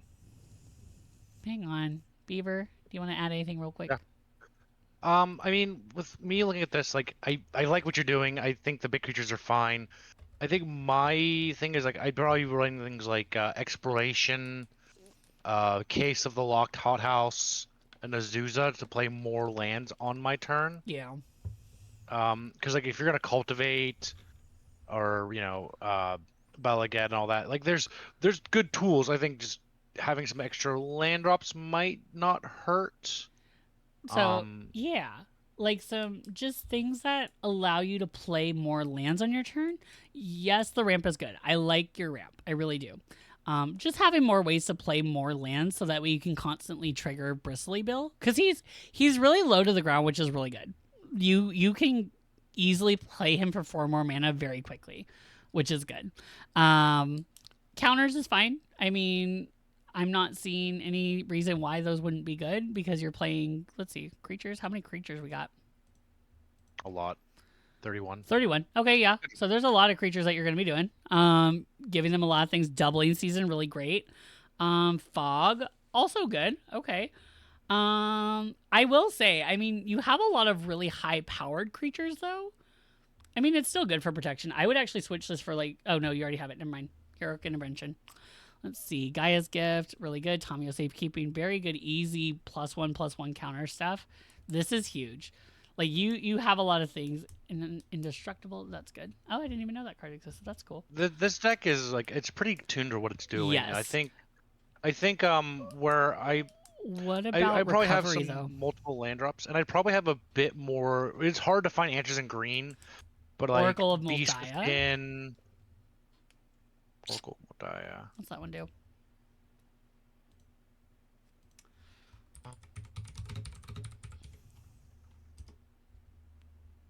Oracle Oracle Modaya. That's the play land on top of Yeah. your deck? Yeah. Yeah. Play additional land, yeah. Oracle Modaya is really good. Yeah. That would be good. Um, Explore. I like Explore a lot because that's a cheap way to. You also get to draw a card up from it, right? You draw a card and you can play additional land, like a little cantrip. Why are you sorry? It's honestly making me feel better about my building. I do like the criticism a lot. Thank you. Should I make this a regular thing? I know about like that this deck. This is fun. I really do. I do like it. It's and I don't want to say that because we did. I like Jig's deck. I like the theme and I like how it plays. I just think we just need to fine tune this deck. It knows what it's doing. It just needs more things that play more lands. But my thing is what are things that are bringing things back from graveyard? Real quick. Also, don't remember when we talk about our criticisms. It's also our opinions. It is our opinions. Don't take this as like don't take the gospel, please. No. Yeah, there's very like me and Marlon disagree on some things. Oh, we and it's do. Like don't be afraid. Like I think more than 35 lands is a little excessive, and that's okay. I think 38 is so nice. And Yeah. he also And thinks that my ramp. Okay, but I'm gonna say something though. The reason I started playing 20 pieces of ramp is because Beaver told me, "Oh, you don't like how your deck didn't get to pop off as fast? Run more ramp." What did I do? I ran 20 pieces of ramp, and you know what? My decks have gone fast since. And he's just like, "That's kind of excessive," and I'm just like, "Shut the fuck up! You told me to do that. Like you told me to run more ramp. Like I did." Hey, it works for everyone differently. It did. The way I build decks, the way Marlon build decks, and the way you build decks are always going to be different. Don't be afraid to play take it with a grain of salt. Play weird cards. I love weird cards. I love seeing things and being like, "What the fuck is that?" Yeah. Like it's so. And fun. more importantly, we can be wrong. We can be wrong. I'm gay. I'm kidding. Wait, that came out really bad. Hang on. That's not what I mean. That's not what I mean. That came out really bad. No, sorry. That's not what I mean. That's not what I mean. Canceled right now. My whole community gone because I just said I can be wrong. I'm gay. Like, no, but like I can be wrong. Like I'm wrong all the time. Literally, my first year driving, I got into 7 accidents, and like I'm not gonna say that I was the only one that was wrong in all those accidents because like that pole shouldn't have been there, and like that grandma shouldn't have been there, and like the median in the highway shouldn't have been there. But that's not my fault. Like. A tree came out of nowhere. Tree literally swerved in front of me. Gay ass bitch. No, but there are some really cool things that it's very streamlined. No one should clip that. I'm gonna cancel the clip thing. You guys can't do that. That's crazy. Hold up. So, but yeah, just be aware. Like sometimes, and we miss things. There's things that we don't understand. Yeah. It's very easy. This is a cursory glance. Sometimes a deck is built in a way that we're not going to immediately see what's going on until it's in action. So please do not take it as gospel. We are not here to say like, "Oh, your deck fucking sucks." Like, no, we're giving our opinion and just what we've seen from some of just our very limited events so far. And like we're just seeing what we can help with. And I keep wanting to preface, I don't want this to come off as like we're telling you guys your deck sucks. Like, no, I did ask people like, "Hey, are you okay if your deck is here to be critiqued?" Like, I asked if we could show it off. Like, I asked if we could name it. And like, your decks, I want to say, I really appreciated all the people that sent in their decks because it showed me that you guys do want some help, or at least wanted to show it off. And like, that's really cool. I appreciate that. So yeah. Yeah. And like as I said, and you'll play your decks and you'll figure out what you need. You'll play them however you want. You can close off of here and be like, "Fuck these stupid gays," or sorry, I can't keep saying this. Fuck these men. Fuck these stupid PNG people. These damn cartoons are not even real. Like, what are we doing? Stupid. And go stomp your locals. Like, you could literally go do that. But like, what I'm saying is, yeah, I would just. A lot of my advice is going to be just streamline your strat. And that's what I'm going to say for a lot of decks too. Like, yeah. Yep. Streamline your strategy and know what you're doing and know how you're going to interact with your opponent. Exactly. That's another thing I wanted to see. Like, I think with a lot of greens interaction, it's just mostly protecting your stuff. I was going to say maybe running like Crows and Grip. There's a Bane of Progress in here that's pretty fucking gnarly. What's that other one? There's like, oh, sorry, I just tasted hot Cheetos. That was gross. But like, I think with this deck, I'd probably run like a Beast Within. Yeah, Beast Within. And what's the one that turns a creature into a forest? Kenra's Transformation. Oh no, is that Kenra's? No, that turns into an elk. But like Kenra's Transformation, Croson Grip. I like the protection though. I do like the protection route because you are dealing with counters. That's Yeah, you're fair. doing and you're going big to the board. You kind of probably wanted a Johnny's Intervention. Is that in there? Yes. Johnny's Intervention. What is that? An instant? Yeah. No. Yeah, I would really recommend a Johnny's Intervention. Yeah. Like I think it's good. It's a Johnny's Intervention. Let's look that up. We can look it up right now. A Johnny's. Is that the white card? I don't know. Yo no say. Is it a Johnny's Influence or a Johnny's Intervention? I think it's Intervention. I know it's from the original kits from Kaladesh. It's not in here. Intervention? What are we? That new TLC show? Jesus. There's Fated Intervention. Heroic Intervention. I'm sorry. Oh yeah, that's in here. That's in here. That's okay. already in here. Sorry, there's a Johnny on the card. Yeah. But no, like running more removal. I think that's another thing that I would say is like, because you do have, you know your strat, you know you're adding +1/+1 counters, you know you're doubling them. But what if someone messes with it? What are you going to do to get rid of that artifact? What are you going to do to get rid of that enchantment that can remove counters? What are you going to do to that enchantment that turns your creatures into lands? Like Kami of the Moon, like you can't do anything with it. Or like that Blood Moon, like what are you going to do? Because right now, yes, your strat is very fast. I don't know. Blood Moon, you just beat them to death. That's true. You can do that. You can. You literally can. You give zero shits about Blood Moon. That's so true. I'm just giving examples. I'm like, what? The you can't win and I can't lose artifact. I don't personally like that one, but like you can. I will say you can run that one. I would just say I would run some more destruction things. And I think a lot of the creature. Hang on. Did I even look at the creatures that much? Hang on. I don't think I looked at them enough. There's definitely a Bane of Progress in there. Bane of Progress. Okay, +1/+1. It's a lot of like token makers, +1/+1 makers, which is good. But like there are Reclamation Sage. So more that was good. I'm glad I saw that actually. Let's see. I feel like there's something that you can. I don't see Toski's fine. I would. I like him in squirrels. That's just my. I just like him in squirrels. Let's see. No, but like overall, I think you know your strat. I would just say run more interaction, run more drop lands from hand, and run more. That's about it. There's hold on, let me find a card. There's a particular. I feel like there's a Hydra that needs to be in here. I'm trying. You could also do like what's that one? Greater Good, where you can sack a creature to draw cards equal to its power. That would be good in here. I would run like Thought Vessel if you're drawing enough, but I don't think you're drawing a ton. Yeah. When I play the decks, I don't want to be mean, but at the same time, I have to if I'm going to win. Exactly. Like, I am big into stomping people. Like, I that sounds mean, but like, I love stomping people. It's my favorite thing to do. You also want a Colonial Hydra in here. Colonial Hydra, what's that? That sounds like... I imagine George Washington dressed as a Hydra. I'm sorry. K-L-O-N-I-N Hydra. K-O-O-N-N-I-L. I got it. Did I spell it again? I'm sorry. K-A-L. K-A-L. O-N. O-N. I-N. Got it. Oh, double the number of plus. Holy fuck. Oh my god. You didn't put that in here, Diva? You need to slide that right on in. Yeah, I would run this card. Oh, okay, but not just to build IRL. We can also run these in tourneys. I will say, you can run these in tourneys. I was going to, but oh my. Again, if you want to at least test them out digitally, totally fine. Totally fine.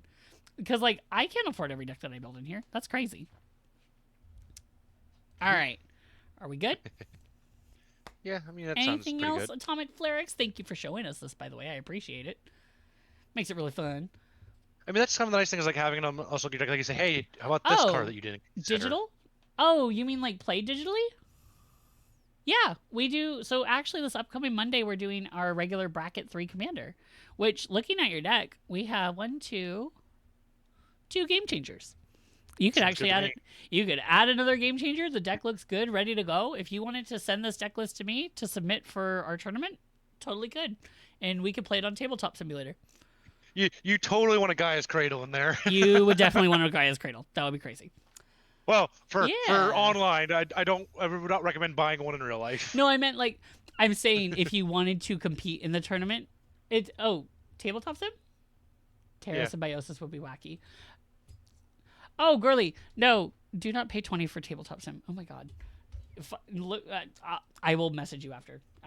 Remind me because I will show you where to get it better. Anyways, but no, there's a lot of things that you could add to it. But yeah, we do tabletop sim tournaments, so that way people don't have to. You love LGBT Marvel characters? Yes, gay rights. Thank you. There's a new Gaia's Cradle though. Which one is There's it? always a news Gaia's Cradle. There's the three Gaia's spacecraft. I Cradle. love the spacecrafts. I think they're fun. There's also the enchantment that flips into a Gaia's Cradle. That'd probably be pretty good. That's another one. Here. So you could do a lot of things too. All right, moving on. Let's see. Okay, Andros is the finalist. I think we're looking at just decks that we're trying to improve, though, right? So either improve on or comment on like what makes these decks good. Okay, do we want to go with Andros or we have a lot? I think I say we go for improved. I think we have ones. time for one more. Honestly, yeah, we really do. Okay, my own. No. Let's see. Hang on, can I edit this now? I cannot. Okay. So we've done that one's done. Jigs, Starshot. So we have Starshot, Shormk. Shadow is a finalist, so I would probably not touch this one right now. Let's look at Starshot. Let's look at this one. I want to see. All right. Okay. So, all right, Rise the Redeem. So I'm thinking elves, and I'm thinking, oh wow, lots of creature tokens. Let's go. Of course, Atomic Clerics anytime. Flowing right of Itlamog, yeah. All right, so we have creatures. So wait, for each creature token you control. So this is making creatures. Convoke. If you create a token in this turn, draw a card. Okay, we have some payoffs. Can we visual stacks? Okay, this will actually help a bit, I think. Or do you want it as text, Beaver? I'm pulling it up now. Give me one moment Okay. here. I closed the window like an idiot. You're good. I actually, let's see. So we have 37 lands, which is fine. Ramp, what do we have? We have, nope, that's card draw. Card draw. Board wipe. Nope. Okay, I'm looking for ramp pieces.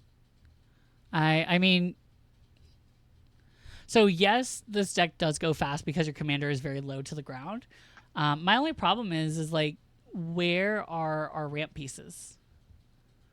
Yeah, I'm kind of in that boat too. Like Elvish Mystic, Finhorn Elves, and Llanowar Elves are It's great not- and all that. I want to say, But- you do know that you are playing elves and you are playing green elf tokens. You know that for a fact. But I'm not seeing ramp. Mox Amber, yeah. But like, where's the rampant growth? Where's our, I don't know, Sky Shroud Claim? Like there's a lot of things that you can do. Okay, we have Wirewood Chandler. Okay. Seedborn Muse, Reclamation Stage for removal. Okay, Yeah, Priest of Titania. So, Starshot. I like that you're focusing on, okay, Llanowar Elves. I would say adding more Llanowar Elves effects. Because I know there's a lot of elves that tap for green, right? Yeah, Okay, we there's a have good some. bit. I'm counting 4, 5, 6, 7, 8, 9. So about 10 pieces of ramp. I think if we're playing green and we want to be casting more tokens per turn, I would truthfully, I would probably play more ramp. That's a big thing. And then on top of that, oh, sorry, go ahead. I get what's going on here. Yes. Like this, like I know Elf Ball. Elf Ball is a pretty good It's deck, fun. and I see what's going on.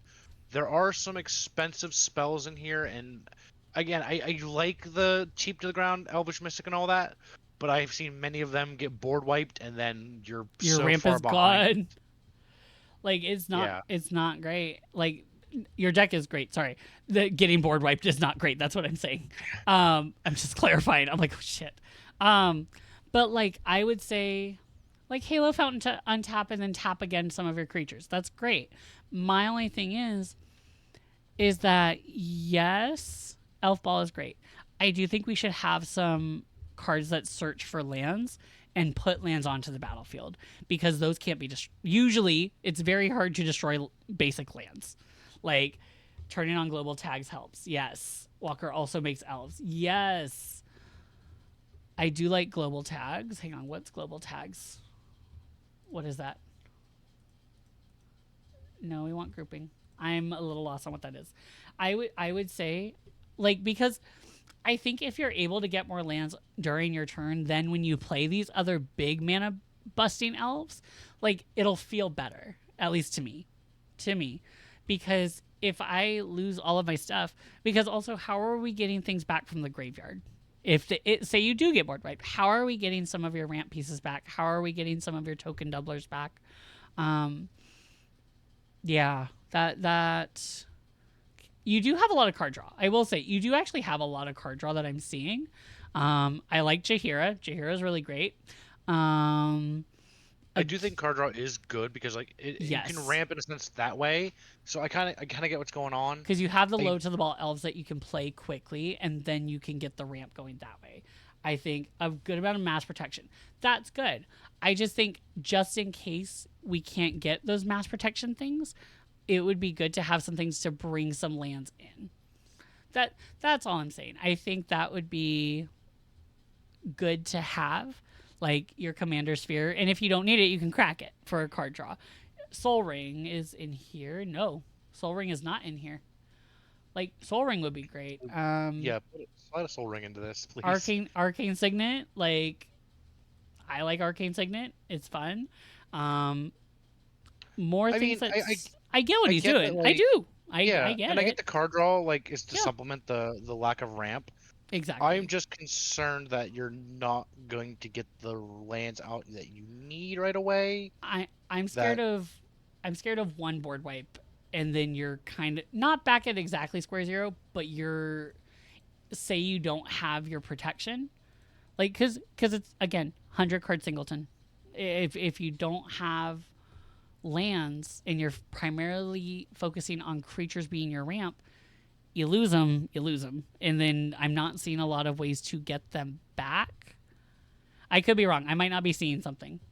I would say focusing on ways to recur your creatures, bring them back. You are in white. You can, I will say, pull from Eternity. I know it's an underrated card. I like it. I like it because people don't expect things to come back from exile. But like, what's that card? Shamanic. What's that? The one that enters, you can get a card from your graveyard back. I think he's an elf too. Reclamation Sage? No, green. Not that one. Not Reclamation Sage. He's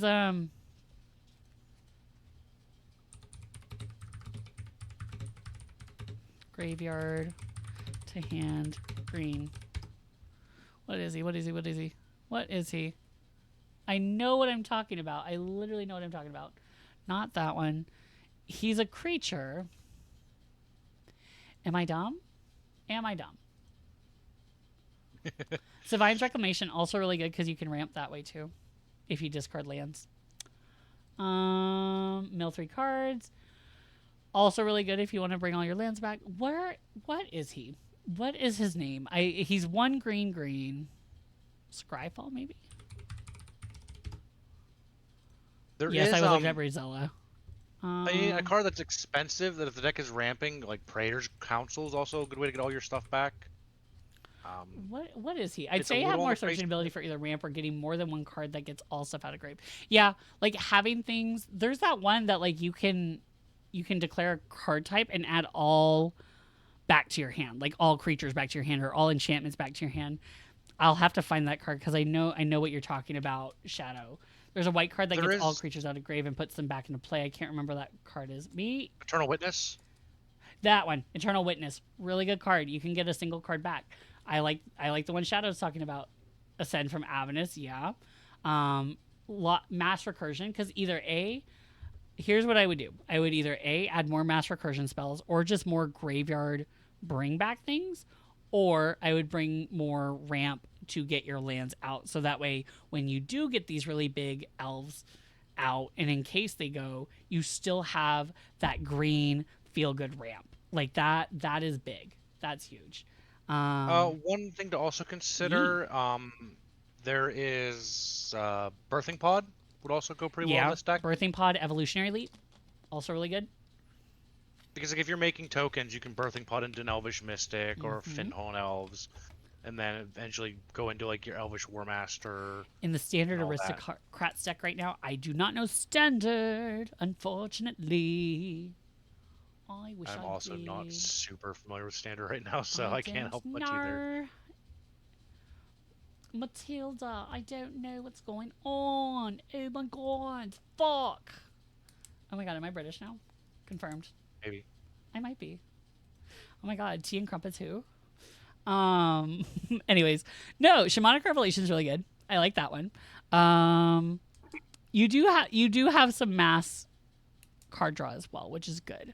I would just say add more bring back from graveyard just in case someone does counter like your mass recursion spell, or someone or counters like your protection spell, counters your big spell bringing back. Like having multiple things that you can do would be good.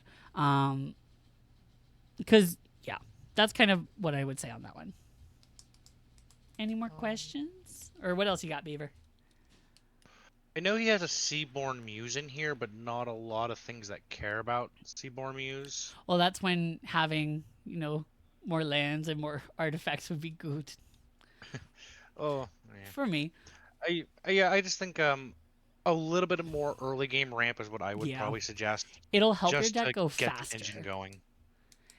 Yeah, the Like, commander does ramp. It does. So the commander and creature ramps. Yeah, I mean he does ramp. I think having more lands would help. I really do. I think, or not more lands, more land ramp, because yes, you're gonna get him out quick. He's easy to get out. He is, but you need to have ways to get more out of it. Like I think that's my thing. Raise the Past. Thank you. Raise the Past is really good.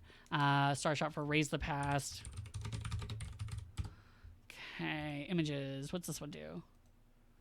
Yeah, return all creature cards with mana value 2 or less from your graveyard to the battlefield. That's huge for your deck. Like a lot of your things. Let me see. By mana value. A lot of your things are 2-drops. Like a good amount. It's not bad though. Like that's 3. That's why. Oh, actually no. They're not allowed 2-drops. Yeah, he does have good payouts. I actually don't think that Raise the Pass would be that great because we only have 2 or 6. Oh, literally, we only have 1, 2, 3. We have 3 cards that are You're good, Shadow. But like even if it's just I do too. I love Elf Ball. Elf Ball's fun. I just wanna see it go faster. That's my thing. Is that if you're gonna play Elf Ball, you gotta go fast. Like even if like infinite combos are fine. I will say, late game, turn 6 and 7, like infinites are fine. But I would say having that ramp, having that stuff that keeps it going, even if you can't get your infinite, even if you get board wiped, even if you like get counterspelled, it's gonna happen. We have blue players. I have blue players. I am so used to a ton of 1 and 2 drops on elves. Exactly. Like I would say I would add more 2-drop elves if you want to use Raise the Pact. That way you have more ramp that way.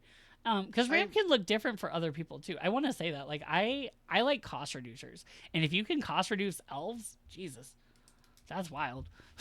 They're already pretty low, but that's pretty cool.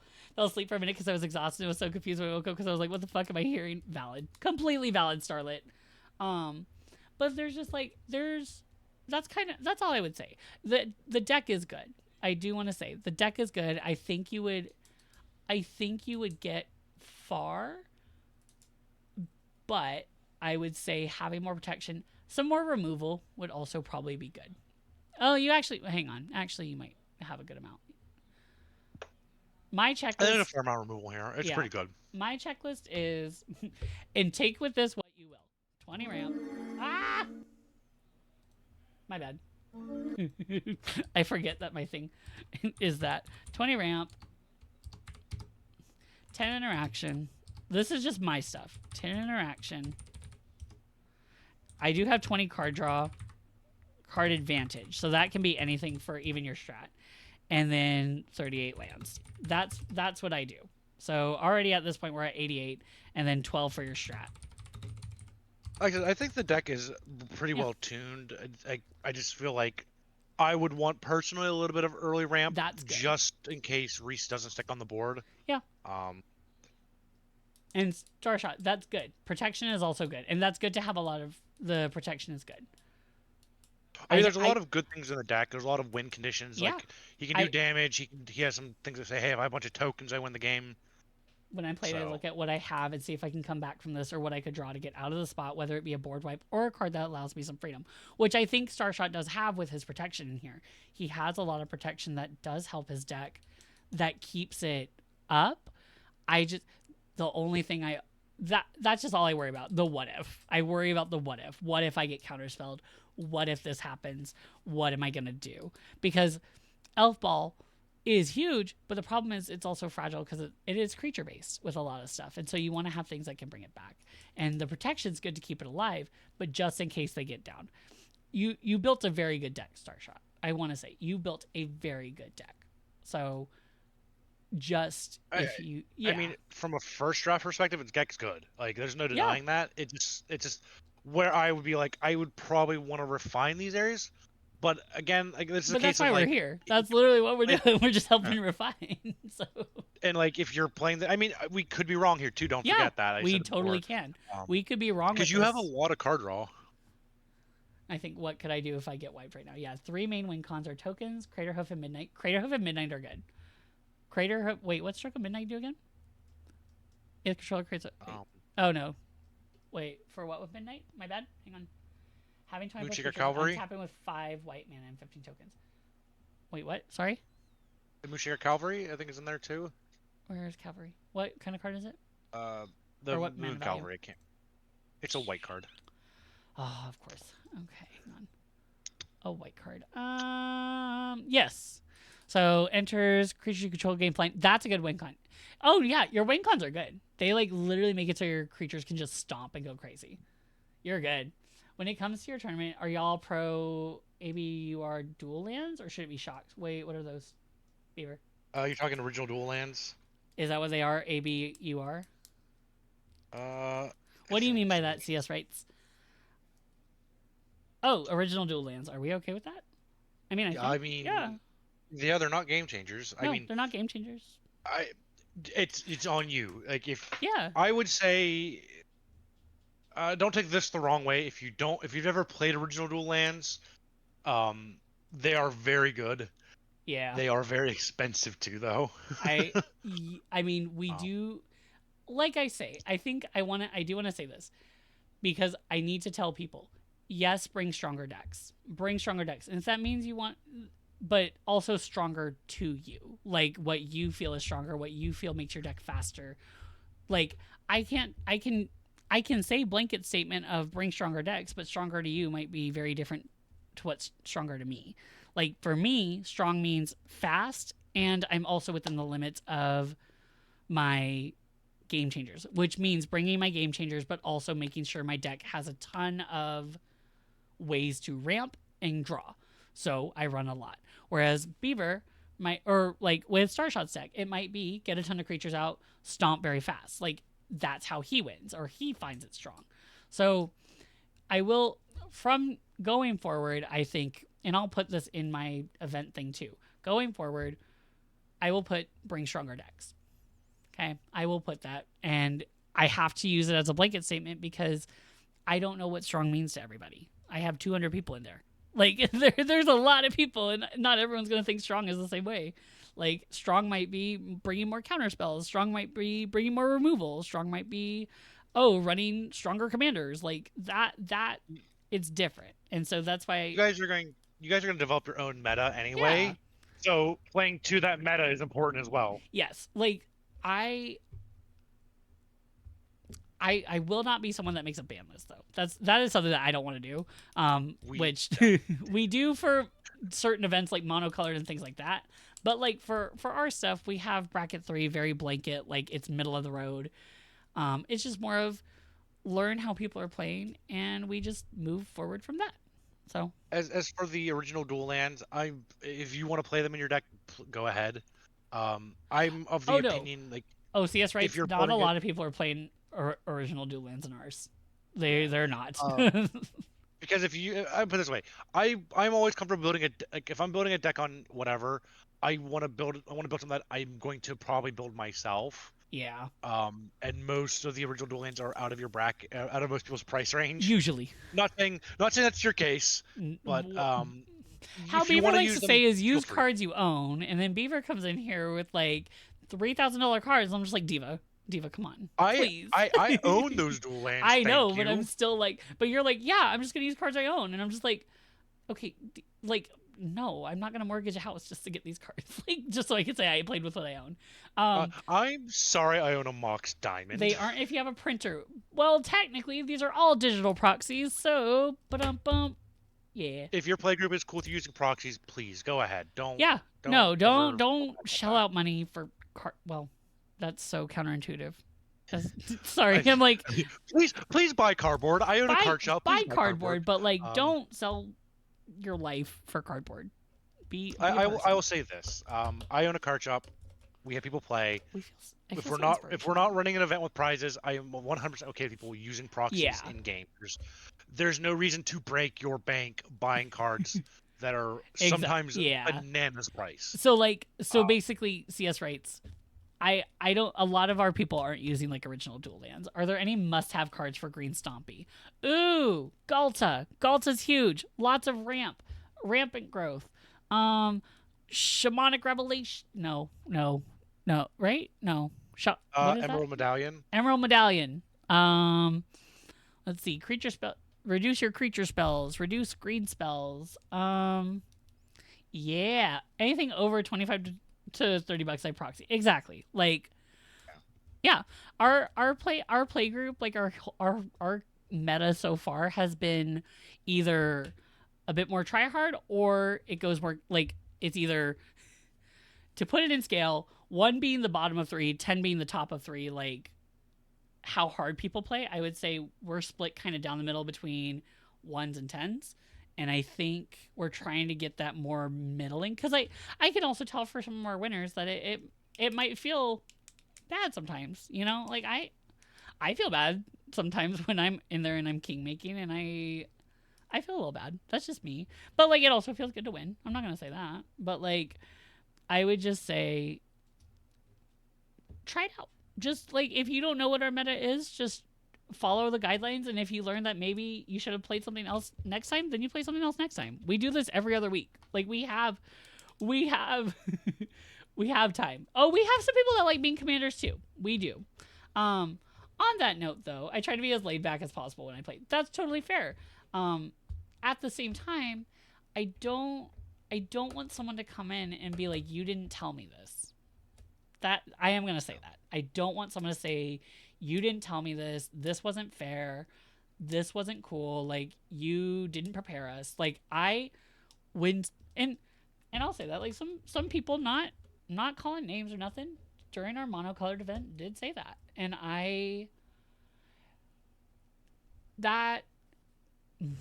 how do I want to word this? I want this to come out correctly. Basically, I felt bad because I feel like I didn't do my job as an event organizer. I felt like I didn't do what you guys needed me to do. And so going forward, I have to make that adjustment. And yeah, so yeah, that's what I'll say. But I also if I can chip in here. Yeah, go ahead. As someone who runs events in the real world and not the does a lot of this stuff land. As like an actual person, what are you saying? I'm not a real person. I'm not a real boy.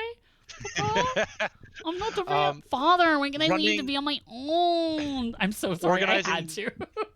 You're fine. Organizing events is a lot of time and a lot of effort and a lot of things to look at. It's not even digitally. Even even digitally, it digitally, takes a second. It does, because we do take time out of our days on Sundays to go through your guys' deck, and like we do talk about your guys' deck, and we're like, wow, like this was really cool, this was really smart. Like we we have the whole world to see. Yes. But we do take time, and we do treat this like a real event, as if we were playing paper, and we have a lot more freedom because of that. And I think because we're doing that, I think it's, go ahead, Beaver. I lost. I'm like, no, brain said fuck no. I mean, it's in a sense like we want you guys to like play and be competitive and have a good time being competitive, and we want to do it in a way that you guys will have fun. I know some people said about doing like bracket 4 and bracket 5. I don't have fun with that. I really don't. Like, I don't even have fun with that. As much as I love bracket 4, bracket 5, I'm not gonna sit here and say I don't. Yeah. The expectations and gap in power is something that most people have such a hard time even like grasping. Yeah. And on top of that, like, just because you guys, like, say you lose one doesn't mean you're not going to win the next one, and it just means that we're all learning how to do it. Like, I am going to say this for a second. I've only been doing these tournaments for like what, 2 months? Not even? We've run 3, I think. We've run 3. So I am very new to this. And this is not to say like, oh, I didn't mess up, but like, we're new. We're trying to figure things out for you guys, and I want you guys to figure things out. It's kind of my job. And so, yeah, like, and like I said, for you guys, like, we're doing bracket 3. I'm not used to bracket 3. Like I said, the store I run plays bracket 4, bracket 5. Yeah. My players are bananas. They're crazy. I have people who are playing $1,000 cards. I see huge budgets for these, like playing for like high-end things.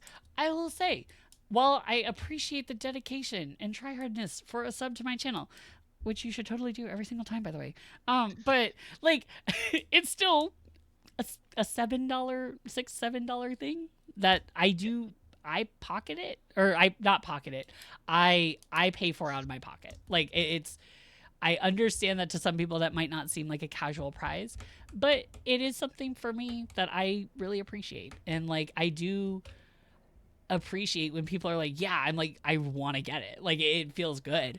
And so, yeah, it might seem casual, but at the same time, it is a prize. And so, and it is something that's like from me to you. And so, yeah, that's all. If I do get into Magic, what should I get first? I would honestly, look at the Tolarian Academy. He does a lot of like cheaper decks for like that are usually pretty beginner friendly. I would say build Thrun. I can actually help with that because I like Thrun. But building very simple decks, I can help you with that. Just let me know when you want me to help you deck build. That is what I will say. If you want help deck building, let me know. If I don't get to you right away, it's not because I hate you. It's because I'm probably gooning. So, like, I can't help you there. Precons are neat right now, I'm not gonna lie. They're getting complex. That's the thing. That's why I don't want to recommend one. I would say, actually, what was that set that did, like, the really basic ones? Like, there was the one that had Carter Doomscourge as one of them. They had, like, the Dragons one. It was, like, the starter deck. Not constructed deck. The, like, starter decks. Those were really cool.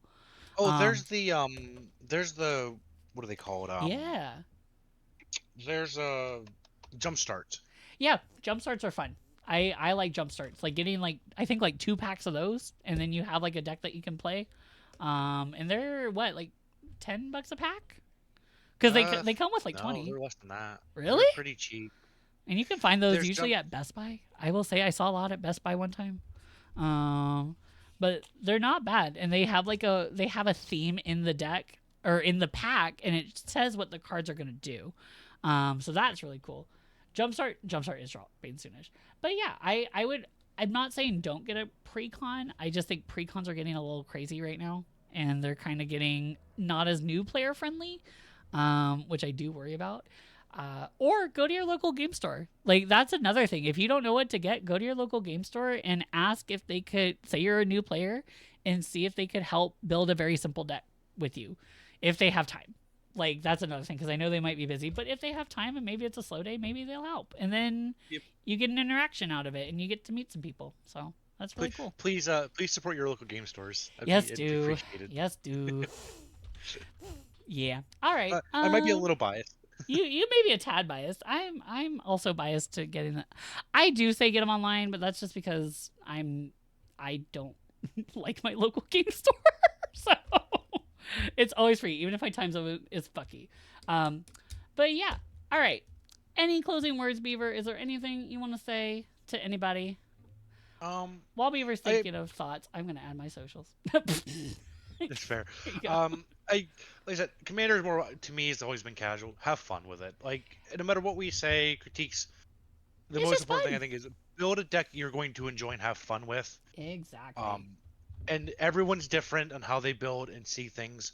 What's right be right for you might be wrong for someone else, and vice versa. Have fun with it, play, and just go at your own pace. You don't need to go off the deep end. No, yeah. I just hope you guys had a really great time. I really liked doing this. This was actually really fun. So I mean, I wouldn't mind joining you for more if you I would love to do this again. This would be really cool. Like, maybe if we see how it's going, like after the next few events, we can see how it's going for October when we do our Halloween event. Yes, we are talking about that. And yes, I'm thinking of requiring everyone to use a card, because that sounds fun. But on that note, thank you to everybody who let us show your decks on stream, because we can't just do that on OnlyFans. We have to do that here too, because we love seeing some decks here. On that note, yeah, make sure you follow all my socials at Marlin Sugar Daddy. Also, go follow Beaver too, and check out his store as well. So, if you can, I have to plug you somehow. Like, you're not on social, so I'm just like, I have to plug you. Check out Beaver's store. Have any socials. Oh, what do you have your store link? Hang on, let me grab that. Can I do that? I have. Let me find our. I'll do the TCG. Is that all right? Yes, the store does ship to US, right? Yes. Yes, US, to the US. Do you have your link? Here, send it to me in DM so I can send it, because for some reason it doesn't let other people send links, or sometimes it does. But yeah. But yeah, while we're waiting for Beaver, make sure to smash that like button on the VOD if you're watching this on YouTube, or also on TikTok as well. Watch my clips, share them around, because that actually really helps me grow as a creator. And we've actually been having a lot of really cool growth lately. I really appreciate it. We have our Dead by Daylight tournament coming up, not this upcoming Monday, but next Monday, which I'm really excited for. If you haven't already sent me your deck builds, make sure you send it to me. Like, let me know if I have not given you the thumbs up that I have already confirmed your deck. Send me your deck again and say, hey, this is for me for the tournament this upcoming Monday. Tournaments are free to enter. There's no fee. You guys get to play for a potential free subscription to my channel. And yeah, I hope you guys had like a really great time. Yeah. So yeah. And anything else? So I don't need the card to have it in the deck. No. You don't have to own it. You can take your digital list and send it to us. Like, send it to me or at Chaos Beaver as well.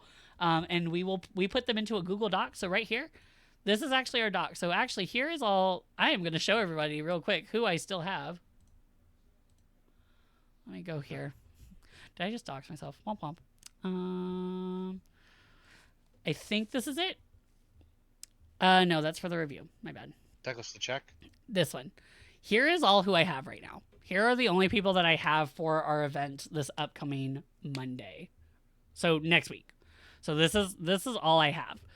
If you have not confirmed with me that I am ready for the event, that you're sending it to me, that you're confirmed to show up, I need your deck. So if you are not these 4 people, I need your deck. You'll send later. Perfect. Beaver, did you find your link? Yes, I sent it to you. Yeah. So if you want to buy some cards, buy them from Beaver, because, Beaver's hot. So, we have to be nice. We have to support our local straight. Because if we don't, then we're homophobic, and that's not cool. Yeah. So have a good night, guys. I really hope you had a good time. Anything else, Beaver? Nope. Have a good night, everyone. Bye, bitches. Watch out for the bears. Watch out for the bears. Lick their butts. Make sure they're cute. Whoa. Or wearing Speedos. Hey, bears are hot. Leave me alone. I love bears. Ayo. Oh, yeah, it's Labor Day. Shit. All right. Bye, guys. And hang on.